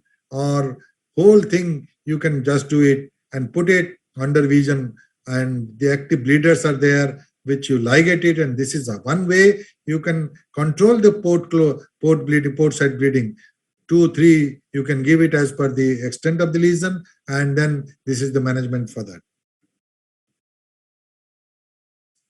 This is another case. Where with the needle, I've got it, and there is an active bleeding. And with the active bleeding, and while introducing the port, this is you find that there is gradually the hematoma is increasing. Can you see a small hematoma there? And the hematoma is, at the same time, don't waste time, and immediately before any surgery, see the extent of hematoma is growing like anything. So immediately that has to be tackled. And if immediately you just do a coagulation, the things are controlled on that. Once the hematoma is extended to the deeper aspect, to the whole area, to the extensive area, it is difficult to control with this simple bipolar for that. So here, with the simple bipolar with the other port, you just coagulate and seal the bleeding, and everything will be settled for that in no time. So don't waste time in other procedures or don't start immediately control that, and then go for the procedures, and then things will be all right for that. The bipolar can be a very good thing for control of the bleeding for that. These are all small things, but this matters. Don't ignore that, and do it at the same time, and then the rest of the procedure you can do it, and the things will be absolutely all right. So port side bleeding, either you can tackle it with that suture or with that coagulation, the bipolar. Now, this is another, again, a hemorrhage, the omental hematoma. The omental hematoma could be from the varus or could be by the port. I think if you're increasing the larger diameter of the port, like 10 millimeter, the extent of the hematoma is much more, injury will be much more. If the port is there, if it punctures to the vessel, the extent of the hematoma is less. And this is one example where the vessels are, the omental vessels are involved, and most probably it is done by the varus needle for that. Or at best with the trocar of 5, I don't use more than 5 millimeter or something, unless it's a that 3D where the 10 millimeter is used. Otherwise, this is a omental hematoma. So now to intervene or not to intervene, identify the vital structures, and if it is not in the vital structures, it is the omentum, you can have a sealing with the bipolar vessels and control that. Or otherwise, if there is a spontaneous, I think there is no spread for that, no extension of the hematoma is there, just conservative procedures, and finish the procedure. At the end, you must observe whether the hematoma is increased or not, but it is static. At the end of procedure, you find that the same thing, it is not grown. So leave it as such. Don't do anything if it is not grown for that, because it's a closure to the bowel for that. So therefore, this particular case, many times our gynecologists see that and become really worried about it. Now, this is another case which I will show you. A patient where laparoscopy has been done, and you see at a much higher level the intestine, the gut, the mesentery, there is a gradually increasing hematoma, and gradually it is located in the mesentery of the intestine and involving both the sides. It is on one side, the other side is there also, but it's gradually spreading, and therefore the temptation comes. Now the decision is an important thing. When to arrest, when it's gradually increasing, I thought a superficial coagulation with that, so that it will not touch the gut, but it will it will prevent the spread of the hematoma for that. So there were gentle bipolar, I tried to control that, and the whole area of hematoma, I could control it, and without affection of the intestine for that. But this is a very, very important challenge. And I was also very much apprehensive in the post-operative period, what will happen. And really, this is the thing. And more so, when there is, now its bleeding is controlled, we can find that this is good. But on other side also, the same thing happened. You can see the other side. And other side also, the same thing, hematoma is there. And other side hematoma, you have to tackle with that. Can you see that other side? The same area, the whole of the mesentery is involved. So these are the cases I was really suspecting some problem in that particular case. Ideally, these are the cases. I think the resection anastomosis has to be done, immediate intervention has to be done. But if the bleeding is controlled and the patient is stabilized, the post-operative period was monitored, and a drain was given, and this particular case really there is no change in the color of the omentum segment of the intestine there. That is the only thing in favor of conservative method management. Otherwise, if the color change is there, that is the only thing. The color change is not there, kept for about a couple of about half an hour, observed for that, and there is no change in color of the. Otherwise, if there is a change in color, immediate intervention has to be done for that. This is one case which is. And believe me, this particular case, I put a drain, the Riles tube inside it to know that there is. I was expecting some of the problem. Therefore, I hospitalized the patient for 1 week, and after 3 days, bowel moved and everything is normal. And I removed the drain, and after that, I discharged the patient. To my, I think I'm so unfortunate that the patient again came with bleeding, came with pain abdomen and abdominal distension after 1 week. Say 14 days after the surgery, she presented to me with the abdominal pain and distension and all that. There was a soft distension. I sought opinion of the surgeon, and the surgeon friend told that no, this is a soft adhesion, let us have a conservative management for that. But I insisted. I see that yes, this is a case where I should have opened that. And once the symptoms is there, after 2 weeks, you have to open it for that. And you have to do the anastomosis and all that. And otherwise, it's not, I will not be happy. And we decided for a laparotomy, explorative laparotomy, and we saw that that area segment, it was necrotic. The intestine was necrotic partially, and then we did a resection anastomosis, and patient has an uneventful recovery. Patient discharged after 1 week to the home. And therefore, these are the cases where it's a really it's a challenging situation for dissection, for decision making, and whether what to do and all that, and needs surgical assistance for the GI surgeons for that. Now, this is again a common thing. This is again a common thing. A diagnostic lab has been done, and you find the next day patient came that something is coming out for that. So from the main port. So main port at that time I was using the 10 millimeter port, and earlier there's a long back in 2009, and 10 millimeter port. And when I find the momentum is there, I just sealed it and reposed it in one case. And this is another case where the same thing happened. This is a lax abdomen. You can see that it's a multiparous women, and the same thing. The another case also, the same parameters is there. Now, I learned a lesson from that, and therefore I say always that why the problem arises because you suddenly remove the port trocar after the surgery for that. So don't remove the trocar suddenly after that, because the negative pressure is there, momentum can come out, and particularly for 10 mm port for that.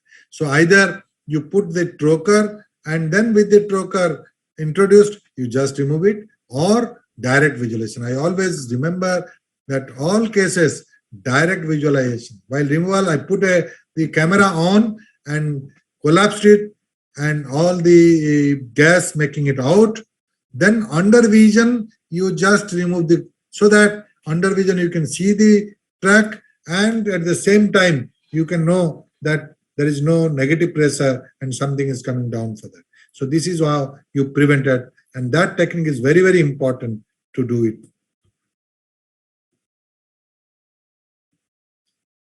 Now this is another case. This is another case, previous history of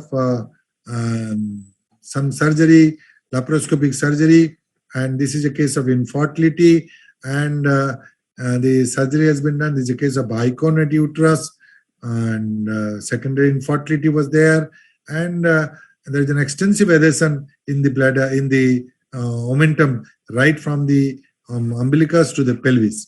So we dissected that, and suddenly we find that there is a wrong plane we have given going for that.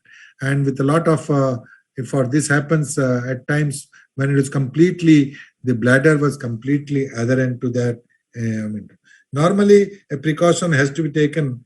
Normally, the precaution has to be taken for the bowel, and particularly when it goes inside there, the dissection. You see, here the dissection would have been little other places. Now I find that the bladder is gone, and then this is a bladder injury which is there, and which could have been prevented a little because of the ignorance. This has happened, and this when I came, I told that yes, this you should have gone a little higher up for that, and luckily then I finished that. Don't worry, we will manage that. So the thing, adhesions would be there, and this happens in a teaching institute and training and all that, and let the trainee do the mistake, and they will learn from that. And bladder, this is as usual, when we do an open surgery also, when the bladder adhesion was there, bladder injury was there, we repair it in 2 layers at least. And here also the same thing, it can repair it with the 2 layers, with the 2-0. I've used that and repaired in 2 layers. Either this is a Vicryl 2-0, I've used it. You can also repair it. I have done the repair also with the barbed suture. Nowadays, the barbed suture is also important, because the barbed suture, the suturing is absolutely easier the knotting is not required and all that. But here it takes a little more time and a meticulous skill has to be done for knotting. And here, if you practice knotting, suturing, I think things will be easy and you can really do a good job for that. But these are the cases you need not open it and do a laparoscopic closure and then finish the procedure with the laparoscopy, the 2 layers. You can suture it and then you can have a post-op indwelling catheter for 10 days to 14 days and the things will be okay. And majority of the cases of this bladder injury, they're managed like that. And I think it's a gynecologist can manage the bladder injury, but a ureteric injury, I think you take help of urologist, learn it. And therefore, I made a point that I will be a learner for till my death. And I also learned many things from the urologist for that, starting from cystoscopy to the bladder repair to the ureteric implantation. All these I've learned it from the urologist for that. So the very important thing is that the 2 ends must be very well delineated. And this is closure in the first layer, closure will be there. And the whole thing, you just, the 2 ends make a stay also, or you can without. This is the thing. After the one stay, the other side, both sides has to be very well preserved and the angle must be noted very well. So beyond the angle, you take a bite to avoid that. And then the second layer, you do it and close the patient. And then subsequently with the watertight closure, everything will be normal for that. So these are the cases where immediately it could have been that the 2 things I will tell this particular case.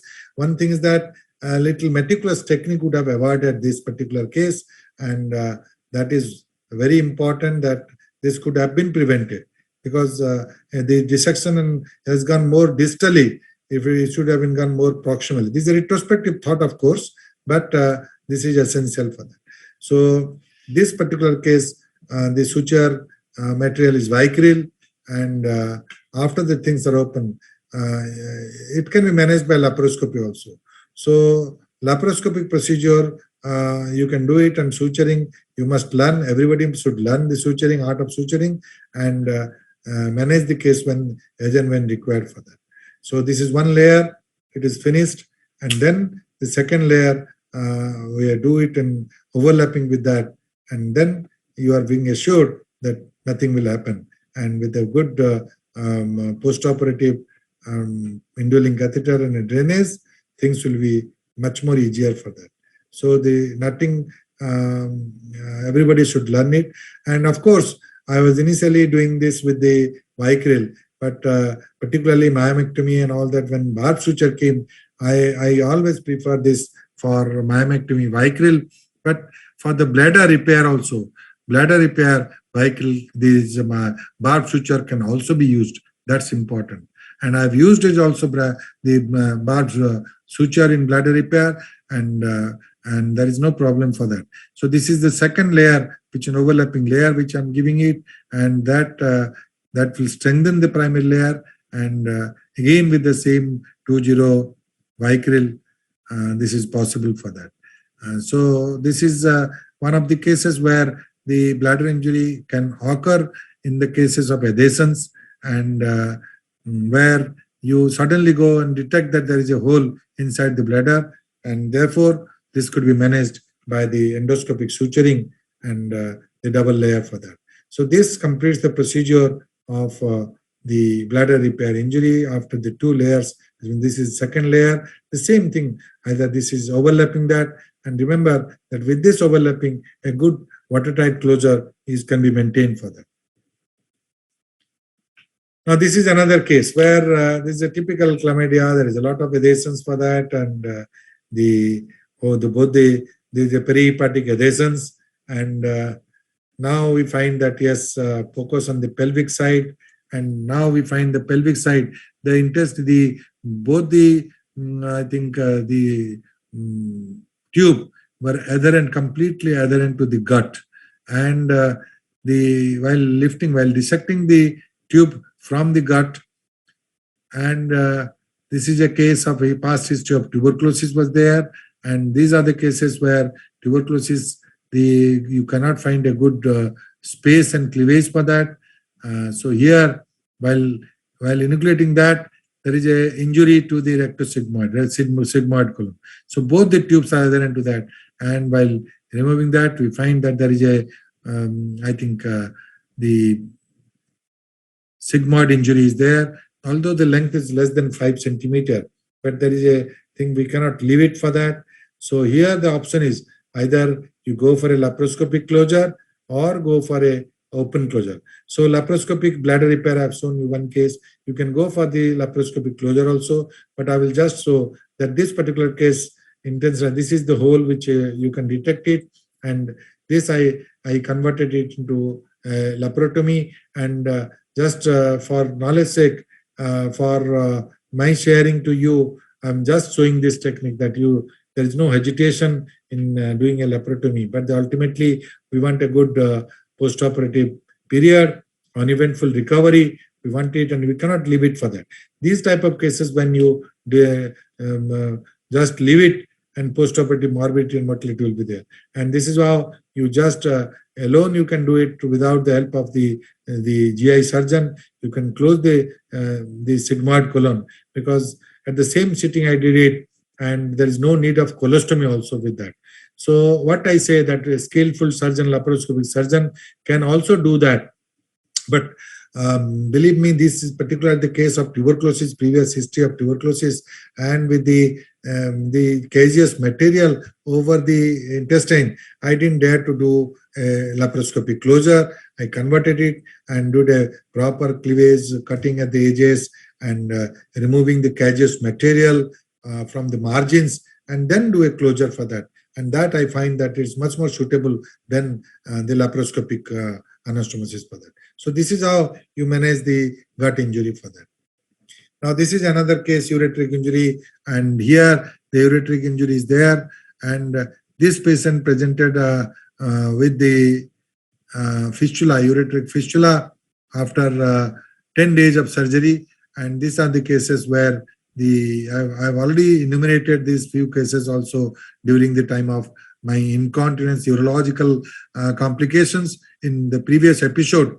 But again, I will show that this particular case, how the ureteric dissection can be done and can be implanted to the ureter, to the bladder, and little skill is necessary, but I think the urologist will teach you how to do that procedure. Now, most of the urologists have now converted this into the laparoscopic procedure, but because it's the remote complications of the hysterectomy following I feel that it could be the electrosurgical injury, which is lateral spread, which has given rise to this particular case. And I tried for the C-arm stenting for that. Majority of the cases, the stenting is there. In some cases, what happens, if there is a long segment is there, the complete avulsion of the ureter, the stenting is not possible. And these are the cases where it has to be done ureteric implantation. Otherwise, in most of the cases, 90% of the cases, the stenting is possible, and you do a stenting with the DJ stent under C-arm control. That I have already enumerated during my urological dissection for that. So this is how the bladder has been cystectomy is there. The DJ stent is there on either side. The DJ stent, I introduced it proximally as well as distally, and then this particular thing we did it, and you can do with the urologist colleague is very good, and the expert, the endoscopic surgeons are now there all over the country, and they can do a very good job and help you in this particular situation for that.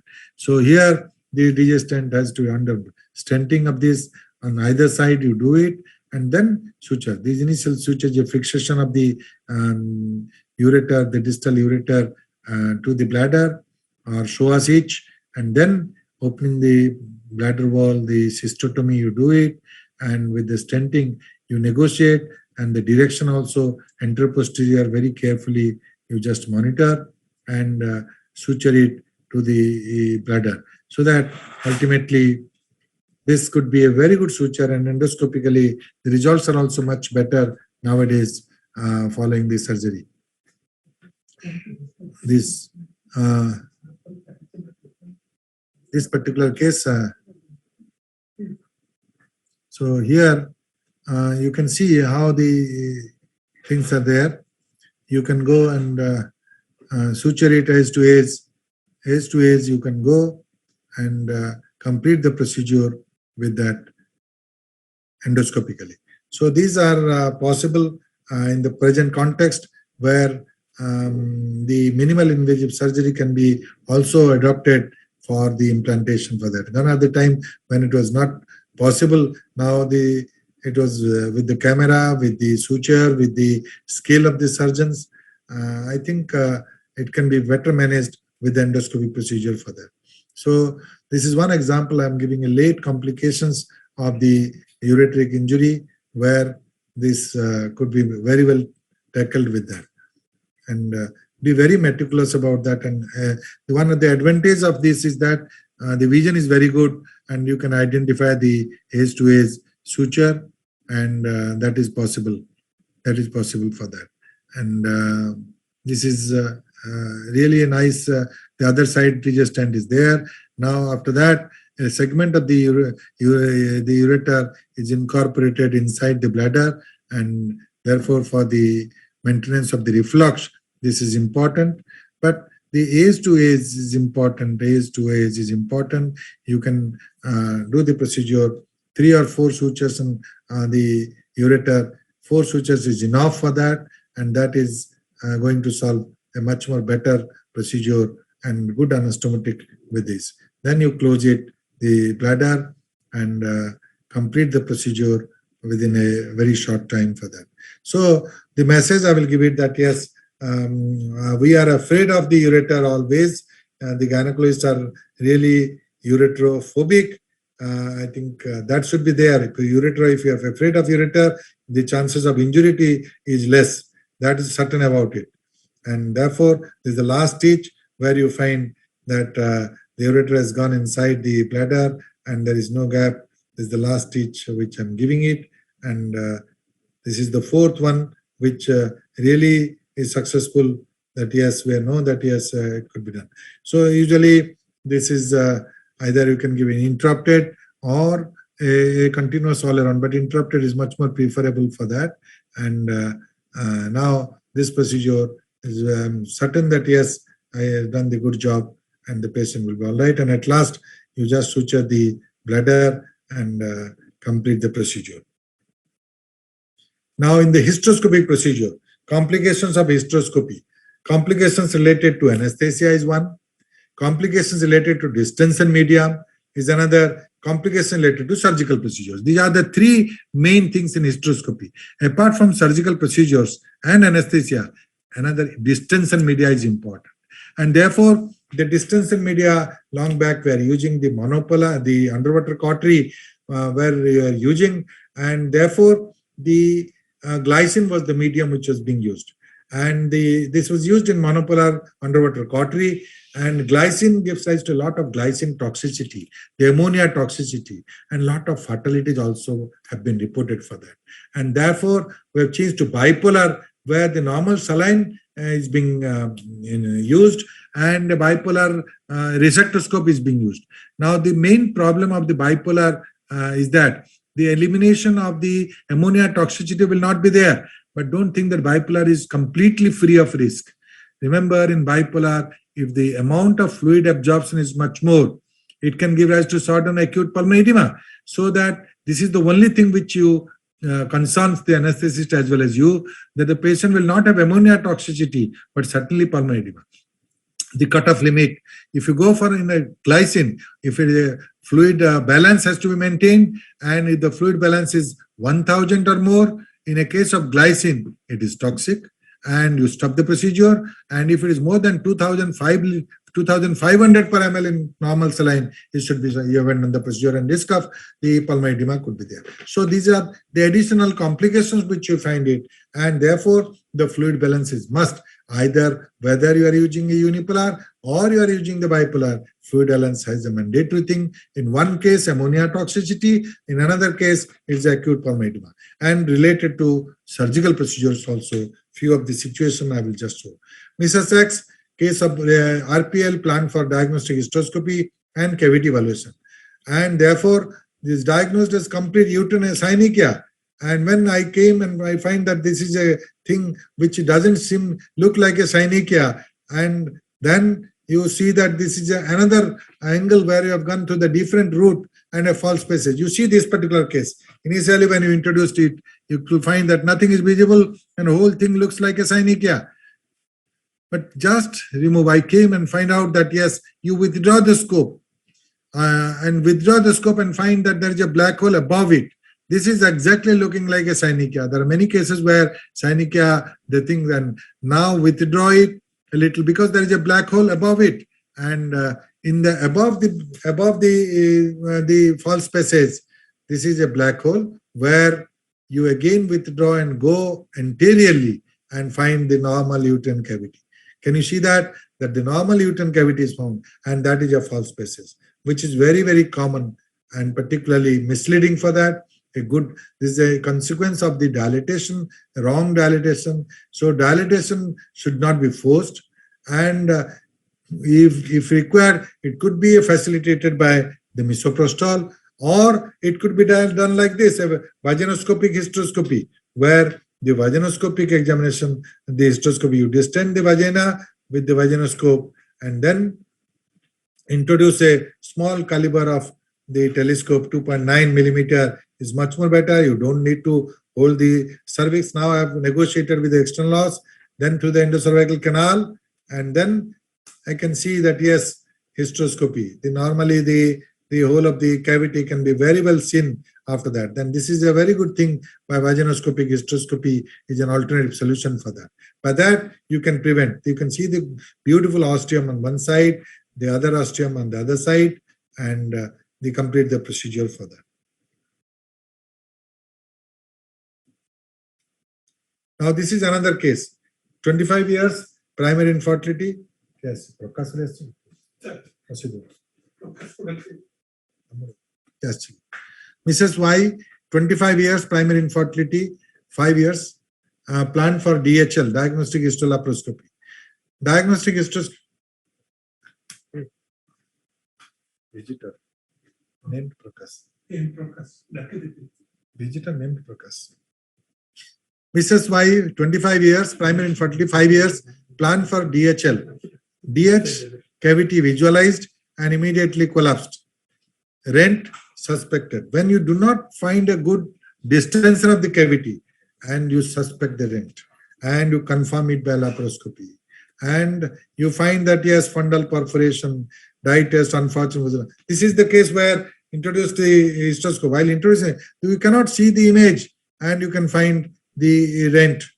You can find the rent here, and to confirm it, put it laparoscopy, and the laparoscopy has to be done in a case of DHL. It was planned for that also, but unfortunately, this was a dilator injury giving rise to perforation for that.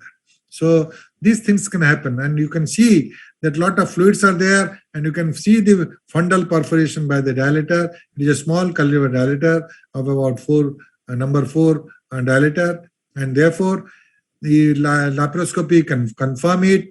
The active bleeding is not there. If there is an active bleeding, you just coagulate it, and peritoneal irrigation is done. Remove all the blood clots and fluids from that, and therefore this is one of the complications which can be prevented by the faulty negotiation of the dilator. This has happened for that. So either many people use the routine misoprostol for that. That's also good, that you give a misoprostol 4 to 6 hours prior to the surgery. And if at all this is there, then you just take the laparoscopy is there, and you can fulgurate it and close it. Unfortunately, you cannot do a dye test here, but you hold it, grasp it with that, and can do the dye test, the blocking the perforation area. You can do with that, and here the bipolar Bipolar, I'm using it to control the bleeding. Little bleeding, you can control the bleeding. But this is one of the iatrogenic complications of perforation of the uterus, which you diagnose it. If you do not diagnose, that could give rise to a lot of fertility for that. Situation 3, Mrs. C, 30 years, primary infertility, 8 years, case of bilateral proximal tubal block, planned for hysteroscopic cannulation. Teflon tip perforated the isthmic part of the left tube, relocated, negotiated under laparoscopic guidance, and procedure completed. Now you see, this is a case where the hysteroscopic cannulation is being tried, and this is one of the osteum in that.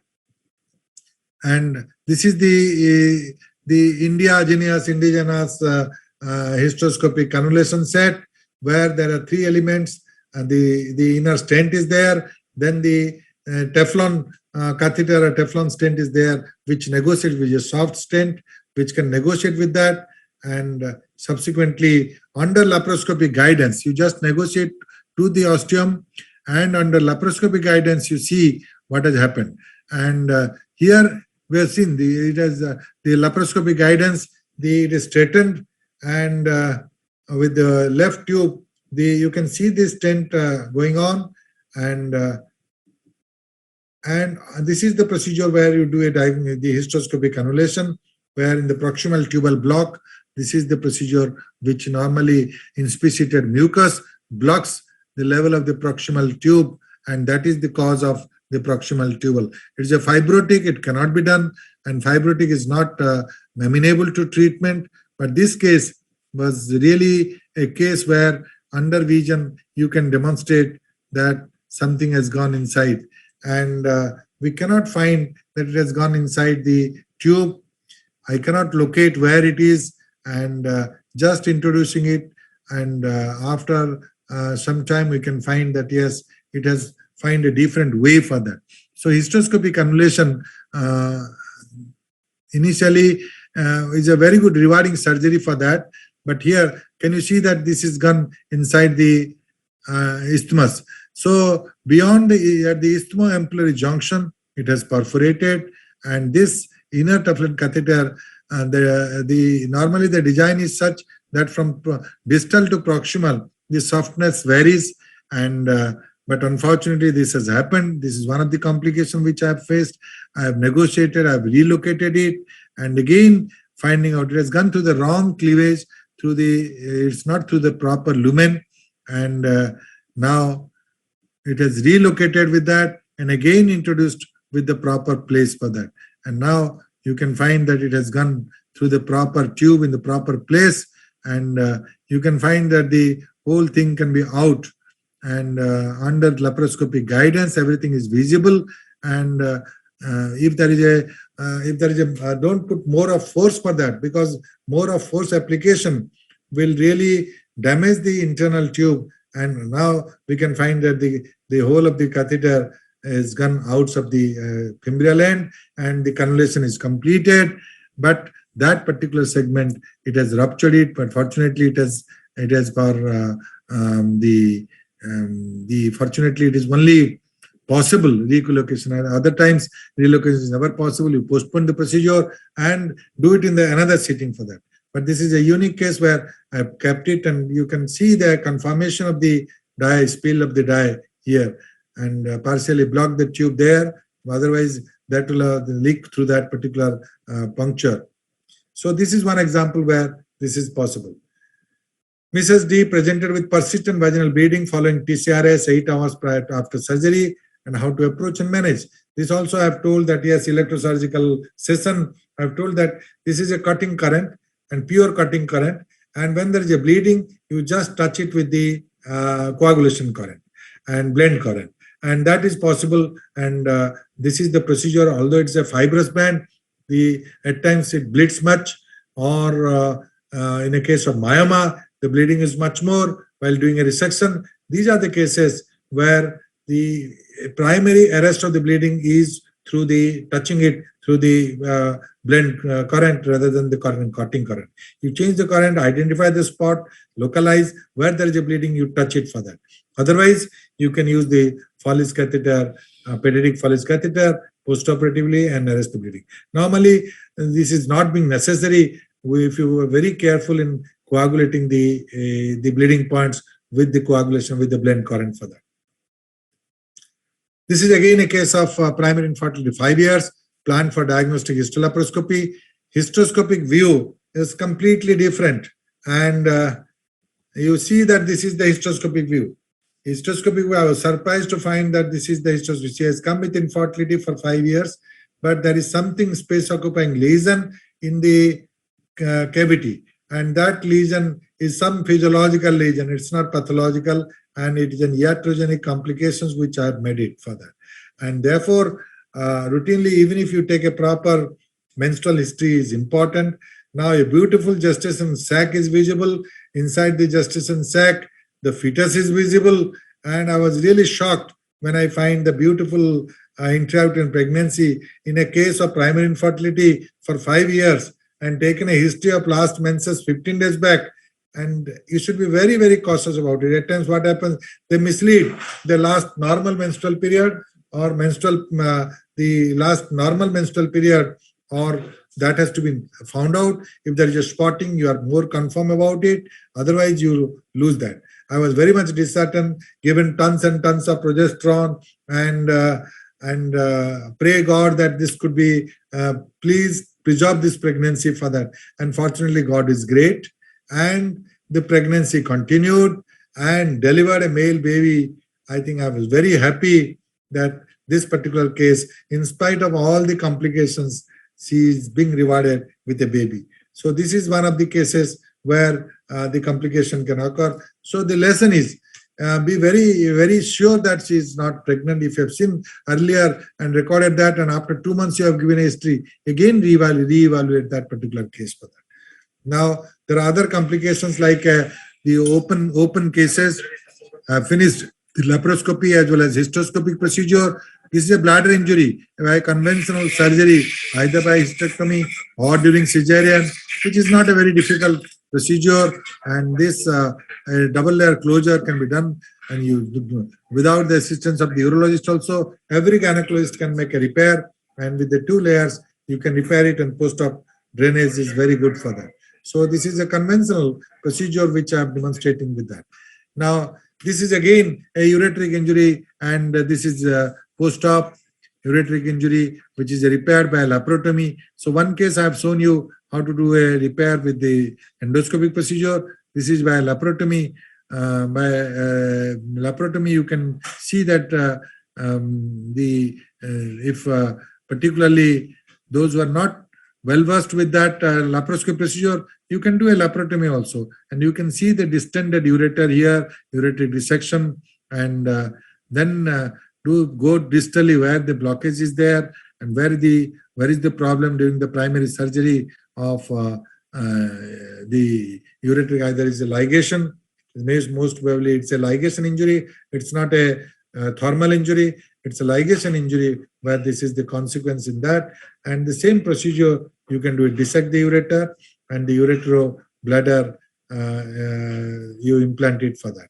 The procedure is all same, and here you say release it. That is the point where the ligation is there during surgery. All of this by Bowery's technique you can do it, and ureteric implantation with the same thing with the seed. You don't skeletonize it, and you can introduce it to that bladder and reimplant, as I have shown you in a laparoscopic procedure. And this is the same thing you can do it by making a hole, a tunnel into the bladder, so that to preserve the backflow, or that is important, so that the backflow is not there, the reflux is not there for that. So reflux is very important for ureter. So to prevent that, you can do it. And now the bladder has been cut, and the same procedure you can do it with implantation for that. Now, this is another case. While doing a surgery, in a case of endometriosis, during a surgery of hysterectomy, we find avulsion of the ureter. So what you do, in the same sitting, you do it, and the same procedure you do it, and implant it with the ureter, with the bladder. So this is one case where it's not a remote, immediately the diagnosis and recognition of the ureteric injury during the time of surgery in this particular case. So I want to show the varieties of cases, the long-term and immediate surgical complications or delayed surgical complications, thermal as well as non-thermal ureteric injury for that. I think many of the cases have been presented in my early episode, but this is again a rehearsal, or while doing a complications, I think I thought it's better that I will show this particular cases, few cases of mine, which I have noticed and complications which I have faced for that. Now, this is a case again, where the case I still remember, this is a case of vaginal hysterectomy, which I was doing it. It's a case of 12-14 week size uterus. I was very aggressive in doing that particular case. I should not have been more aggressive, but subsequently it's a craze of surgery and vaginal surgeon. And this case underwent the myomectomy, abdominal myomectomy earlier, nulliparous, and uterus was again 12 to 14 week size. And I thought I will do that. And hysterectomy was completed. It was uneventful. On hysterectomy in the last, before closure of the vaginal vault, I could, that everything, I didn't detect that there is a rectosigmoid injury. The rectosigmoid injury, when on suction, before closure of the vagina, suction, I found one brinjal seed. So I detected a brinjal seed, and that has saved life. And I salute the brinjal seed. That brinjal seed was there. Then I was very meticulous in that. Where from the brinjal seed is coming? It must be some gut. And I could find an injury in the rectosigmoid. Bowel was well prepared. There was nothing coming out. And therefore, the rent was identified. And through the vaginal route, I started repairing in 2 layers for that, and patient has an uneventful recovery. So this is a case where the complications can occur, but you have to diagnose and treat. Had I not diagnosed it, non-recognized case, it would have been a terrible post-operative problem for that. And therefore, I saluted the brinjal seed that you have saved my life for that. So these things can happen. Be very meticulous in finding out if there is a suspicion of the gross adhesions of the rectosigmoid. You be very careful in finding out that. And the lower part, it can be very well detected by the PR examination by putting a glove, but higher part is very important. And if there is a suspicion of adhesions in the higher level, you just find out some other methods for distending the rectum and then finding out that whether the gas is coming out or not. But this is one of the examples which any gynecologist can do it. You don't convert it into laparotomy, and you can do the procedure. Patient has an uneventful recovery for that. This is again a gut injury, electrosurgical complications, and the vaginal hysterectomy has been done and electrosurgery has been done. And subsequently, on 4th day, the patient came with a distension. Patient was discharged, again came with distension, abdomen was distended, tender, fever, all these. Then I suspected that this could be some GI problem for that. And therefore, we did the laparotomy with the help of the surgeon and could find that there was a rent. And that rent, this is the rent which I find it, and that rent most probably is due to the rent in the intestine. Is most probably, I thought that it could be the electrode which has touched it. Or second option is that because the electrode touching is less, because we are very careful in packing, giving a pack, and under pack and under vision we coagulate it. The most probable is that the upper pedicle, while coagulating, it becomes hot, and that hot upper pedicle might touch that intestines and cause that injury. And since that time, I usually what I do, I sprinkle the water to cool down the upper pedicle, and if necessary, I will take a pause of 1 minute to cool down and then leave it. Otherwise, it will touch and all that. This is one lesson I have seen, that I have also shown this in electrosurgical burn injury. And this is one case where I've told the company people also how to avoid lateral spread and how to avoid the local rise of temperature. These 2 things has to be taken care of, and so that the complications can be avoided for that. Now, after the intraoperative complications, post-op complications, few post-op complications, because this is a headache for all gynecologists must have faced different types of complications. And these are the few post-op complications which I will just convey to you. 54 years, obese, hypertension, diabetes mellitus with carcinoma endometrium stage 1, underwent lap hysterectomy. After 24 hours, patient was dyspneic, tachycardia, blood pressure was 90/70 with oliguria and occasional cramps in the long fields. And what could be the diagnosis? What could be the cause after 24 hours? It's a obese, hypertensive, diabetes mellitus, and after 24 hours, why this has happened? It could be early septicemia, because septicemia, remember, there is a duration. Septicemia, the earliest septicemia occur in urological case, within hours, within minutes. But in gynecological case, it takes little time, about third day, on 72 hours after sepsis could be there for that, unless it's a pre-existing sepsis. So early septicemia could be one of the reasons. It could be internal hemorrhage. Is it an internal hemorrhage or early pulmonary embolism? Now I did the parameters. Hemoglobin was normal, 10.6. TLC was 14,000. Chest X-ray, there was mottling patches, both long fields. And therefore, the third diagnosis was thought of as the first. The early pulmonary embolism could be there. Oxygen, oxygen mask was given. Low molecular weight heparin started. 40 units subcutaneous BD. Antibiotics changed to meropenem. Hydrocortisone was given. Patient improved significantly after 24 hours. Vital was stable, and therefore I thought it is confirmed. Low molecular weight heparin was continued for 5 days along with antibiotics, IV fluids for 48 hours. Stabilized patient was stabilized after 48 hours for that. So the message is that pulmonary embolism not uncommon in pelvic surgery, and prophylactic low molecular weight heparin, there is a place. And my recommendation, particularly for pelvic surgery, if the obese patients weight more than 90 kg, you give a prophylactic low molecular weight heparin. Either a cesarean or a pelvic surgery, you give it for that. This is my protocol for that. And remember that I have been beneficial for that. Then second indication, those who have a history of deep venous thrombosis, it has to be routinely, prophylactically, before surgery and after surgery for at least a couple of days, 3 to 4 days is essential for that. So these are some of the lessons learned, and I say that there is a place for prevention of the pulmonary embolism, because pulmonary embolism is very, very fatal. Luckily, this patient had not a very fatal pulmonary embolism. Otherwise, immediately they die. Pulmonary embolism, immediately the lung fields are gone and they die. Early intervention improves the condition for that. And therefore, these are the cases when you suspect, start the heparin or low molecular heparin, whatever is there. Heparin is also effective for that. And therefore, preventive in a pelvic surgery, weight is important. Obesity, history of deep vein thrombosis, and some of the ethnic population. I think these are the cases where you do start the low molecular weight heparin. Post-op complication, again, 45 years, underwent vaginal hysterectomy. Long back, I think, I remember this particular case 20 years back. 45 years underwent vaginal hysterectomy with PFR for presidencia. Third post-op day, tachycardia, hypotension, oliguria, pyrexia.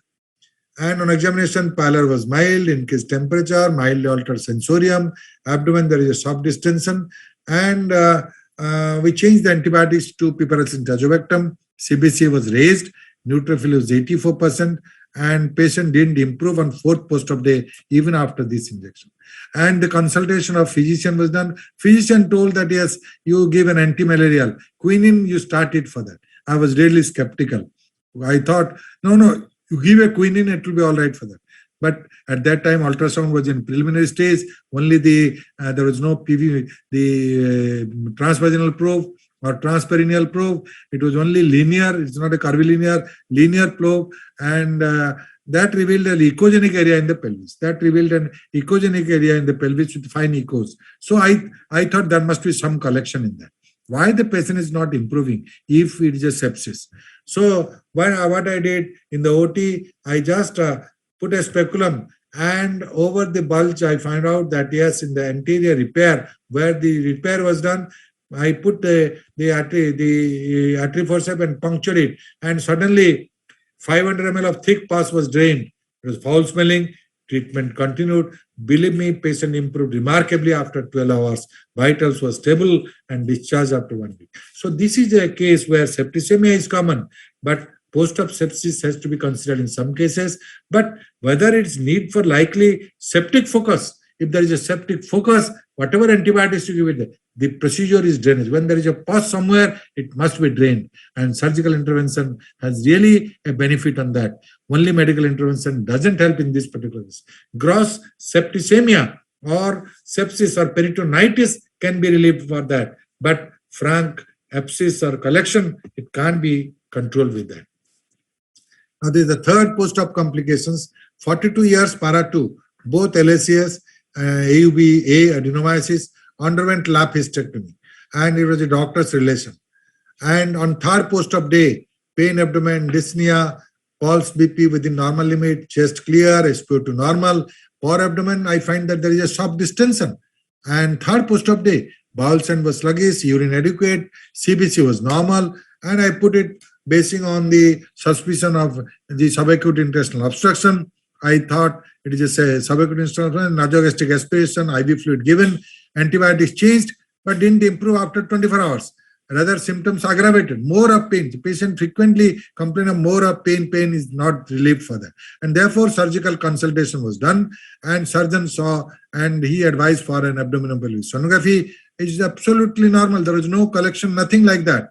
And the surgeon told that nothing is found, but the patient is having symptoms and there is a soft distension. So I think benefit of doubts, decision for surgical exploration could be helpful. If we lose that, otherwise we are losing the patient. And therefore, I was also a little nervous, and decision for surgical exploration, if the condition, I told that let us wait for 2 days and then we could find out. If the condition doesn't improve, then, but after 48 hours also condition doesn't improve, rather the symptoms persisting and aggravating, and it is deteriorating. The symptoms are more, pain are more. And then I was just sitting with the patient and the husband. Husband was also very much depressed, seeing the condition. I was also thinking that exploration is necessary. I have counseled for exploration. Then husband gave a history that my wife was taking antipsychotic drugs for last 3 years, which has been stopped from the day of surgery. That was not known to me, and advised. Therefore, I thought that let us start again, and advised to restart the same day. I told that you start the antipsychotic drug immediately from today onwards. Believe me, I was surprised. Remarkable improvement after 24 hours. Ambulating, removed nasogastric aspiration, IV fluid, indwelling catheter, and discharged after 4 hours, 4 days. I think the message is, it is not uncommon, but can happen. It is a lesson to me. Disproportionate signs and symptoms often confuses the surgeon. Here we are not able to corroborate or correlate any of the symptoms and signs to the progression of the disease.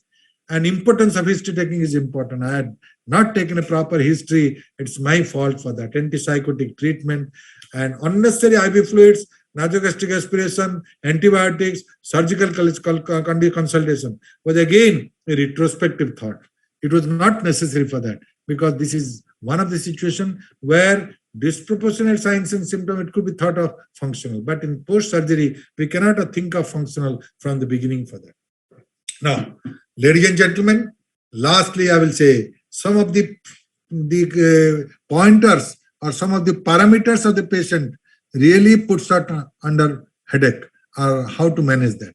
So, basing on that, you analyze what is the condition, whether surgical intervention again post-op is necessary or not, or whether it can be managed medically. These are the main factors for that. And if necessary, if you think that it is not related to obstetric gynecology and think that it is something of a physician's domain, you are a neurologist domain, you just give a consultation for that. One is very important, is a pulse rate. Pulse rate is very, very important. And remember, pulse rate and blood pressure, these are very important. Blood pressure may be in the lower range. If the pulse rate is normal, I'm assured about it. If the pulse rate, there is a tachycardia with the borderline hypotension, I'm really bothered about it. Dyspnea, saturation, dropping of the saturation. Many people do have that. And you have to rule out the lung fields and lung problem, chest problem for that, and manage accordingly. Neither may be due to pre-existing diseases in the chest, that could be there, or perioperative. Many people do have this dyspnea, breathlessness, and diminished oxygen. Pyrexia, again a common thing. Pyrexia, reactionary temperature on the second post-op day is very common, but persisting pyrexia with rigor on chill and suspicion of the septicemia could be done if there is other symptoms like a abdominal tenderness, loose motions, and all that. Urine output. Important is urine output. I was very happy that if the urine output is normal, even if there is a hypotension, I am not bothered about it. That's important. And in some cases, when you find oliguria, immediately after surgery, you find that the urine output is less. And believe me, you think that I have damaged something, ureter, I have ligated or something like that. But the urine output, there could be anuria there. Urine output is scanty, the oliguria, and the color is normal. If the scanty urination is less, majority of the cases, what we find that if the duration of hypotension during intraoperative period is more, that will give rise to a temporary the kidney damage, and that is called acute kidney injury. That gives rise to the elevated urea and creatinine. So the temporarily the kidney is being damaged, and therefore this urine output is less. And they respond very well to Lasix and the fluids. You give a fluids and Lasix, and you think that the next 12 hours the urine output is good. But the color is important. If the color is frank blood, interfere immediately. There could be some damage to the bladder. Immediately you interfere that. If the color is blood stained, then you are I think better that yes, the color is blood stained and there is a history of bladder adhesions for that. And in some cases, while dissecting the uterovesical pouch or a difficult adhesions in the uterovesical pouch in a previous surgery, the color could be blood stained. But frank blood, remember, this is very, very important. Frank blood, anuria, be cautious about it.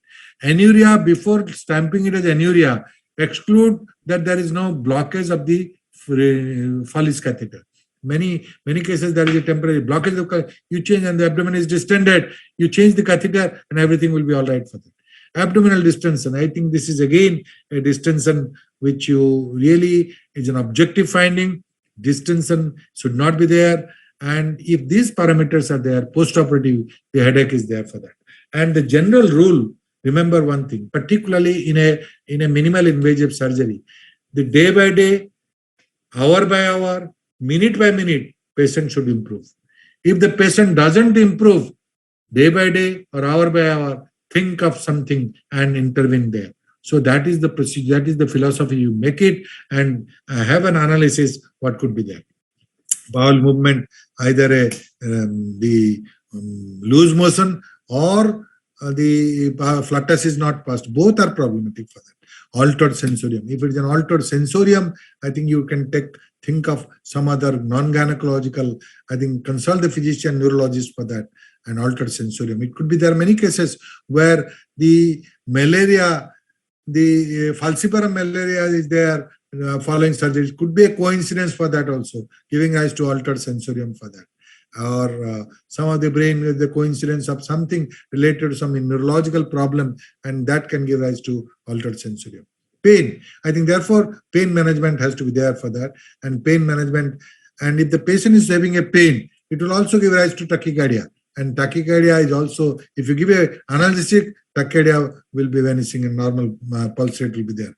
Headache, vomiting, loose motion, and these are the things which also, vomiting is a common thing, gastric upset, which is a common thing. It should be relieved with a conventional antiemetic for that, but vomiting at times is a really troublesome thing. Headache, the spinal headache is most common amongst the gynecologists, a cesarean or an open surgery or a vaginal surgery.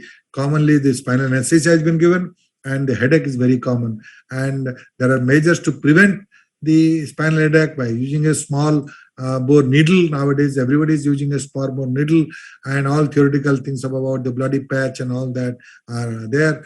But at a headache, more important is lie down a position, more of fluids, and the position important is don't have an ambulation for that. More often they should lie out. In sitting position, there will be more important, there will more. And some of the vomiting also, you find out that if it is not relieved with the conventional antiemetic, then consult the gastroenterologist or physician for that. Loose motion is an early sign of the septicemia or pelvic collection can give rise to loose motion, or commonly you think that the antibiotics causing the loose motion. If the antibiotics, you give it switch on to the antibiotics can, particularly oral, after oral, the third day you start oral and they give rise to loose motion. Majority of the cases is attributable for that. But if there is additional symptom of pain, distension, leukocytosis, and the pelvic tenderness is there, then think of pelvic peritonitis giving rise to the loose motion. And then the paresis. One of the common thing we gynecologists notice is paresis following the vaginal surgery and laparoscopic surgery. And this paresis could be a form of neurotemesis or axonotemesis or neuropraxia. I think these are the cases mainly because of the position of the patient. The positioning, the stirrup are defective, have a good stirrup and a support to the calf muscle. And prolonged duration of surgery in this position can give rise to different types of the paresis, which takes time, but it is automatically correctable, and it's not a permanent permanent problem for that. It's not a long-lasting thing, but at times it takes few days to correct that paresis for that. So prevention is important, the position is important, undue abduction and the long duration of surgery and hanging stirrups rather than supporting stirrups are the cause of this paresis. So these are the postoperative parameters of significance. This has to be needs to be addressed scientifically and analytically, not alone, but in common combination, and then reach at a diagnosis what could be the complications for that. But these are real headaches for the surgeon. And I, as a surgeon, I feel that when the patient is absolutely normal after surgery, I am very happy about it. If this patient is having a oliguria and anuria, my urine stops and all that. If she is having a fever, I don't have a good sleep, sound sleep in the night. So that's very important for that in postoperative parameters. So the final words, ladies and gentlemen, minimizing complications and maximizing results are the real truth. We must minimize complications and maximize results. Decision and dissection. It's not a dissection which is important. Decision is to be there if you designate yourself to be surgeon. Take and touch. You cannot say that technology has advanced. We'll all do with the technology.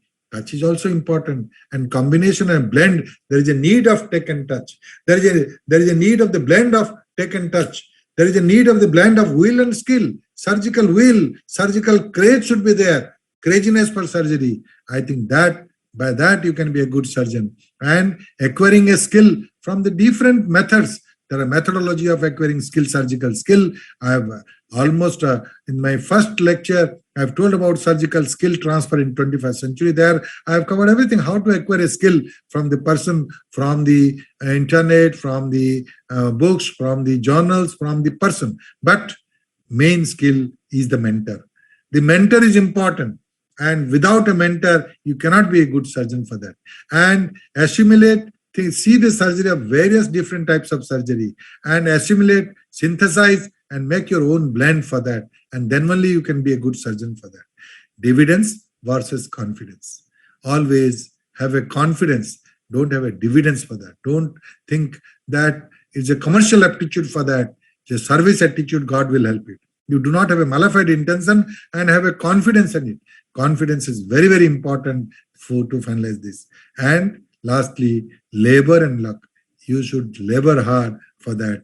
And luck is there. Ultimately, the destiny is there. Even if you, in a simple case also, you are face complications where you shift the blame from you to luck. Luck factor is there. God is not happy with me, and that's why. But I think main is the labor.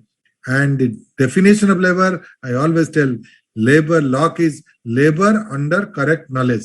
And that is the definition of luck. LUCK is labor under correct knowledge. But ladies and gentlemen, ultimately what is that? Ultimately the result counts. It boils down to result. If the patient has come to you, they come with pain and living with pleasure, nothing like it. And that gives the maximum satisfaction as a surgeon, as a human being to everybody.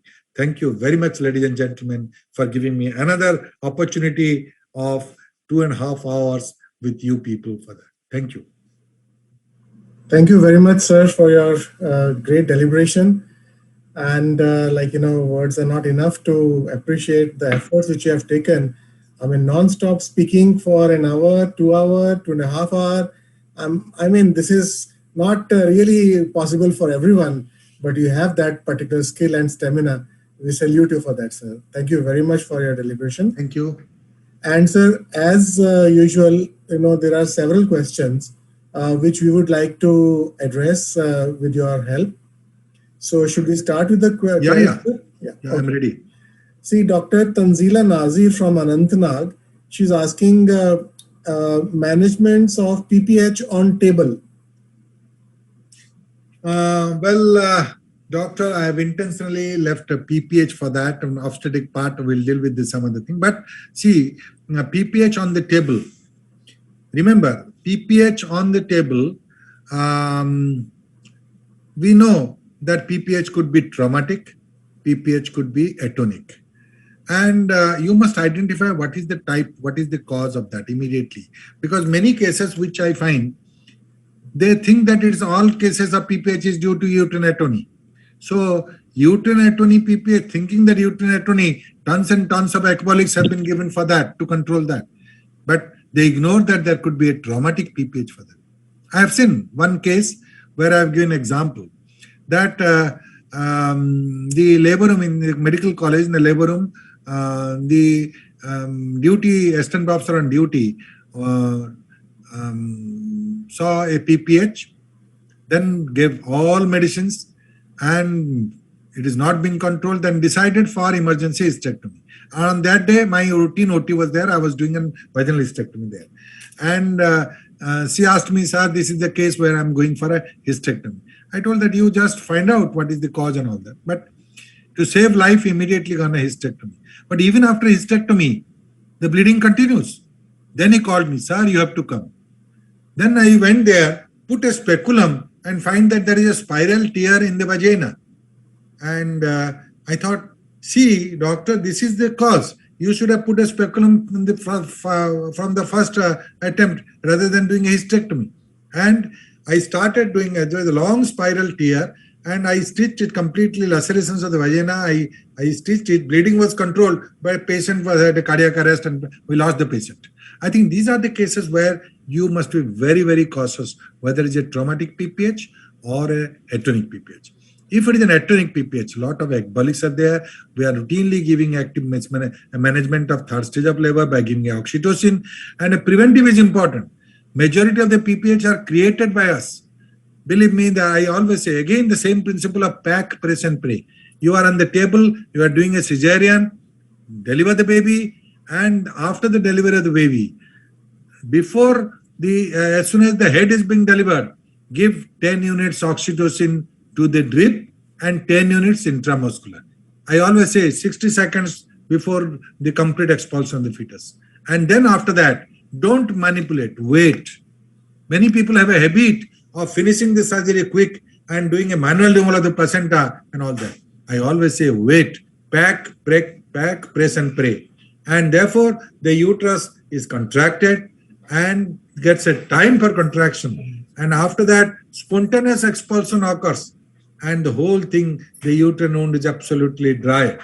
And this is the situation where you can prevent it, even with oxytocin. There is no need of the higher prostaglandins and all that. Of course, in some cases of expected bleeding, like a hydramnios, like a twin pregnancy or multigravida, you have to give the next step is a better uterotonic, like prostaglandins agents, and that solves the purpose.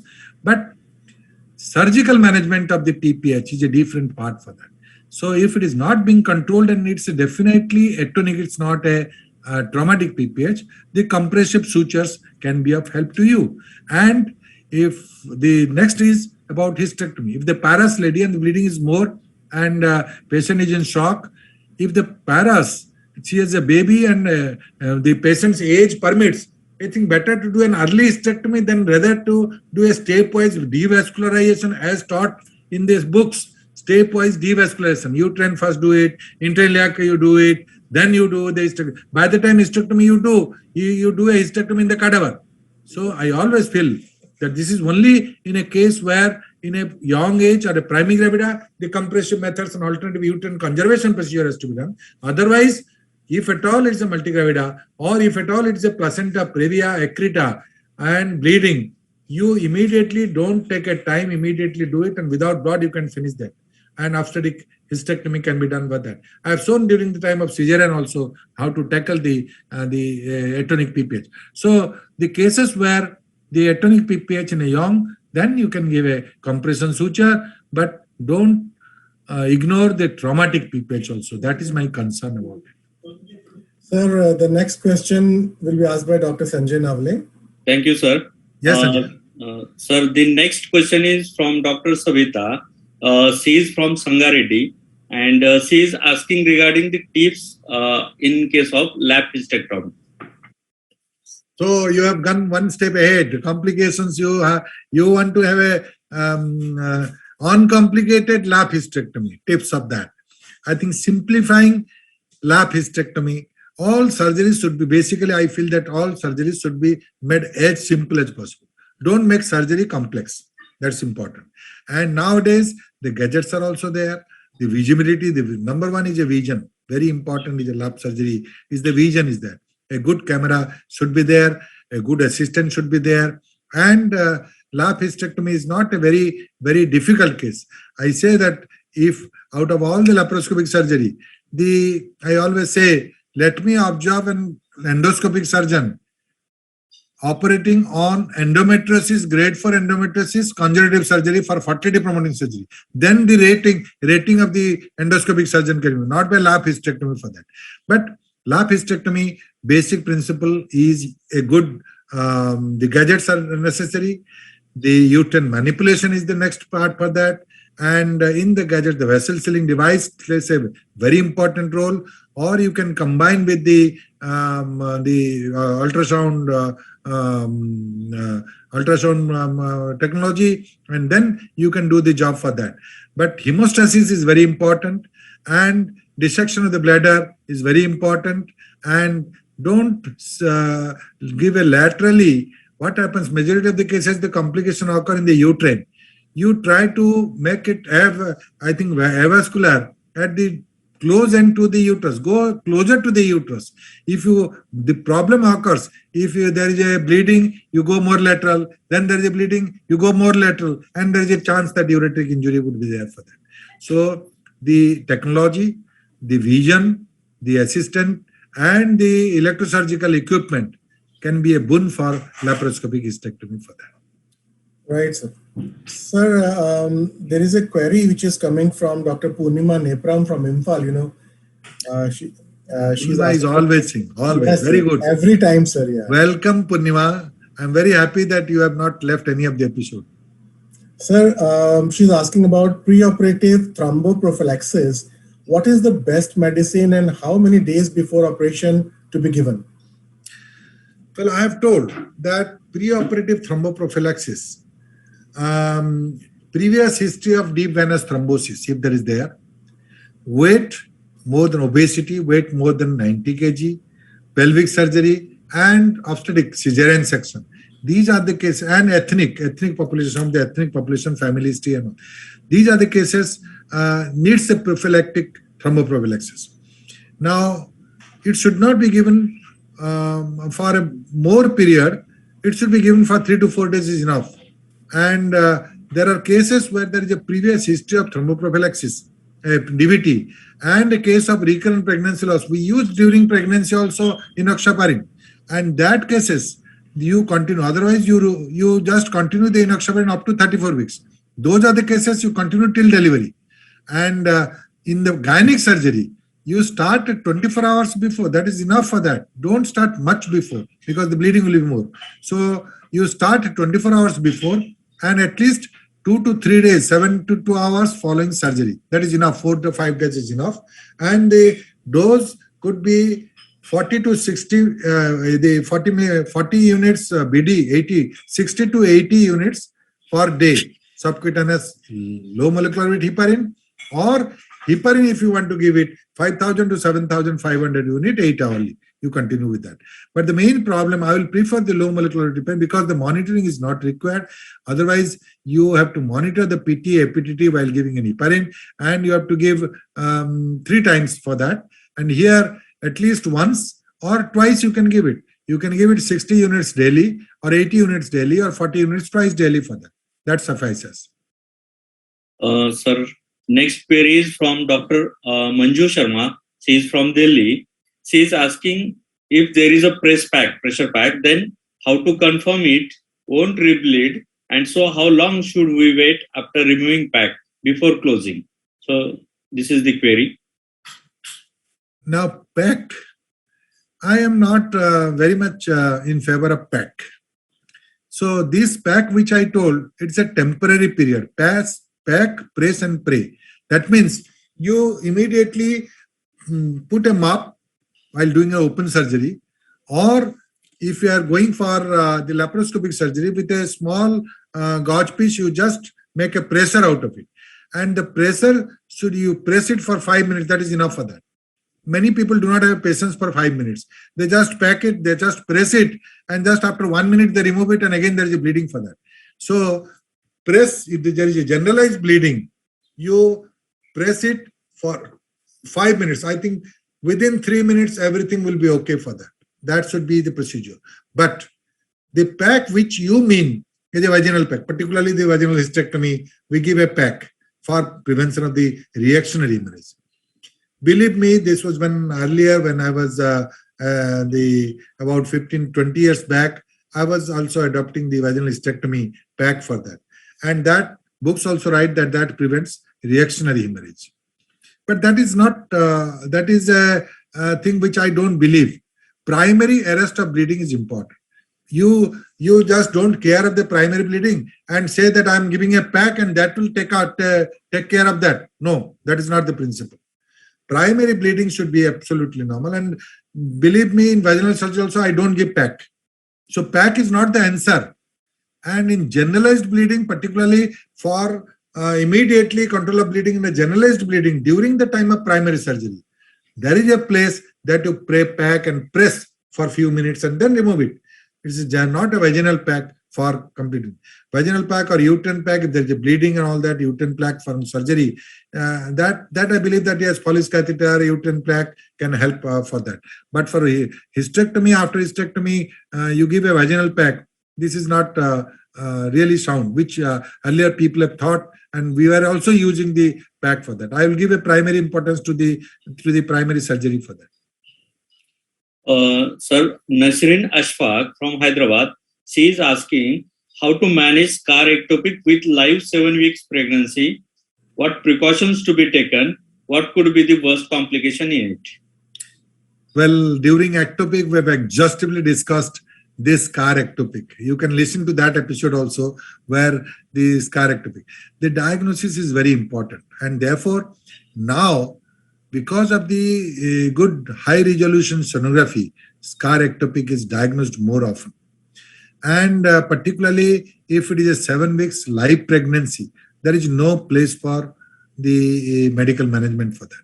If scar ectopic, if the live pregnancy is not there, the HCG level is not very high, I will prefer a medical management for that. And here there are two approaches. Either laparoscopically, you just remove it and stitch it, that's one. And hysteroscopically, many people have also tried to remove it, and that depends on the thickness of the muscle. If the thickness of the muscle is more than 3 millimeter, less than 3 millimeter, don't attempt hysteroscopically. It will just damage the urinary bladder. If the thickness is more, then you can do with the hysteroscopy, but there is a risk of bleeding for that also. So there you do a laparoscopic approach, cut it and refresh this wound, scar, and then stitch it for that. That could be a wise episode for that. Otherwise, if medical therapy is feasible, you start with the methotrexate And I have a couple of cases I have done with that. But be sure that it is a scar ectopic. It's not a cervical, the product of conception which has dislodged from the uterine cavity to this scar ectopic. Right, sir. So the next query is is coming from Dr. Nandini Chakraborty Bhattacharya from Kolkata, asking when to wean off the patient from aspirin in case of emergency LSCS for hypertensive disorders. Well, when emergency arises, you have to continue, because the last, you do not know when this is there. But this is mainly for elective cases. If you are going for elective cases, you have to stop the aspirin 7 days, at least 7 days before. Normally, in a case where we continue the aspirin, and in a case where it should be aspirin, and particularly in combination with heparin also, in recurrent pregnancy loss, we give it, and that we continue up to 34 weeks normally. And those cases where there is a DVT, then history of DVT, then we continue whole of the pregnancy till delivery and after delivery also. That is very clear about it. But aspirin, in other cases for PIH prevention, you cannot say that after 34 weeks I'll block it. You have to continue that. And if at all you have planned for elective cesarean section, at least 1 week before you can discontinue that. And if it is an emergency, you have to do it. With suppose in the morning she has taken aspirin and she has a leaking or hypertension, you have to do it in the evening. And I don't think there is any problem for that. I don't think there is any problem. I have also seen many cases where with aspirin also, people say that there is a more of bleeding for that, and you have a measures to control the tackling the bleeding. That is not a problem. Right, sir. So there's a similar query coming from Dr. Anjan from Baripada, Orissa, asking which is better, LAVH or TLH? That's $1 million question you have raised for me. So the sequence of event, when it came, LAVH was the first. When laparoscopic approach was decided, LAVH was the first thing which become very popular. Why? Basic thing you remember as a surgeon. It is easier to approach from above up till uterine. Up till uterine, it is very easy by laparoscopy. After that, the problem arises. Whatever problem arises, uterine, ureter, Becken rods, bladder, all these will arise after that. And if you go by vaginal route, any hysterectomy you do it, it is easier to approach vaginally up till uterine. So lower part is very easier. And that is the main concept of LAVH. So complications wise is less, and approach is much better. So that you do laparoscopic hysterectomy, and it should be very clear. There is some indication of laparoscopic hysterectomy. In a normal case where vaginal is feasible, don't do it. It's always vaginal. But when there is a pain, when there is an adenovirus, when there is an adhesion, I think you have to resort to laparoscopy. You should not be a craze for doing a vaginal also in that particular case. And in that particular case, choice is there. That if you believe the concept of, if you can go for up till uterine, you go LAVH, and then the rest of the cases you do vaginally, then you can do it.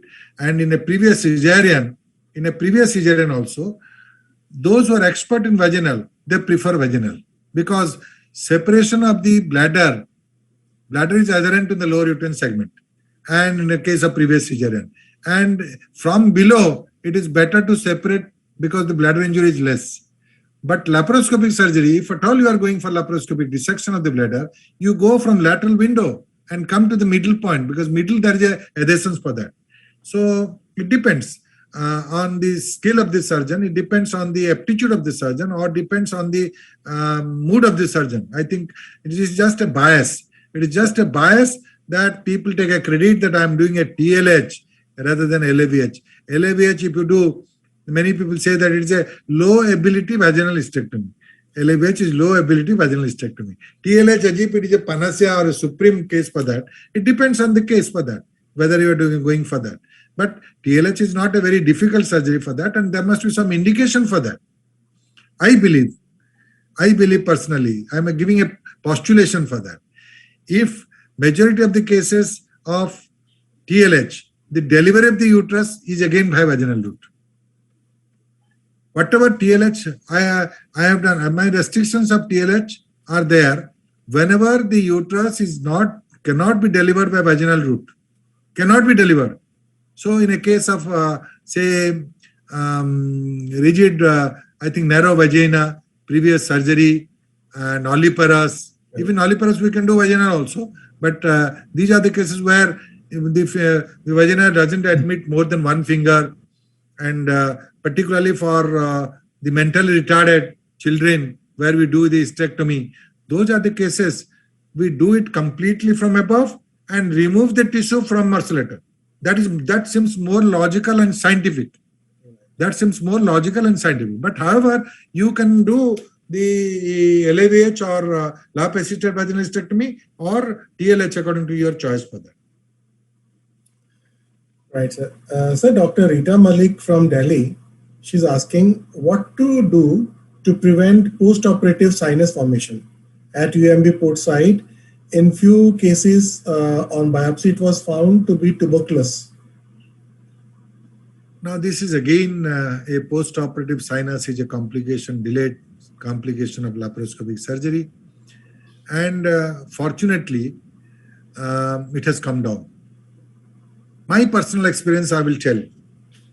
Way back in 1990s, when I started the laparoscopic surgery, this was really a headache for me. And believe me, every alternate patient do present with the sinus. I was really a headache for me. Every alternate patient do have a sinus. Then I analyzed what is the problem, whether the sepsis was not there. But I found everything for that. Then the main reason I could find that the duration of surgery. And the beginning phase, now the surgery which was taking laparoscopic surgery, which was taking half an hour, at that time it was taking 4 hours. That was the beginning. And the port movement for 4 hours give rise to lipolysis, and that is the cause of the port infection, which is being, because the sepsis and other things are uniform for that. Some people believe that it is the chemical which is responsible for that, the Savlon, the Lysol, the sterilizing solution, these are responsible for not at that time we also cleaned it. After that, lot of very meticulous cleaning also we used it. We were really bothered about it. So in that particular case, I find the majority, I believe that the duration of surgery and more frequent movement of the trocar occurs as long as the 4 hours period more often it is there. That gives rise to lipolysis and infection. That is proved. Then number one. Yes, sir. But rest of the cases now, suppose that is excluded, the role of atypical mycobacteria. This is absolutely correct. This is absolutely correct. Not only in laparoscopy, in cesarean also I found out there are persistent sinus, and I have also mentioned during my cesarean episode also. There are a number of the persistent sinus there for long months and years also. And those cases, even port also, I have tried AKT, AKT4, thinking that it could be atypical mycobacteria, and it works. And it helps in many cases for that. So these are the two possibilities. Right, sir. So there is one more query which is coming from Dr. Aarti Nayak from Bhubaneswar, asking that like she might be having a patient with a bladder injury. So the bladder injury case was caused by electrocution. Should we excise the margins before suturing? Now, Aarti, this is a very good question for that. Now, bladder, the question initially also I was thinking that the margin which is cut has to be excised for that. But when I saw the urologist operating on the bladder, and particularly for radical surgery, I have seen many of the very good competent radiologists, open surgery also. They cut it with the unipolar cautery. They cut the bladder with the unipolar cautery and stitch it. Then I changed the opinion that it is not necessary for that.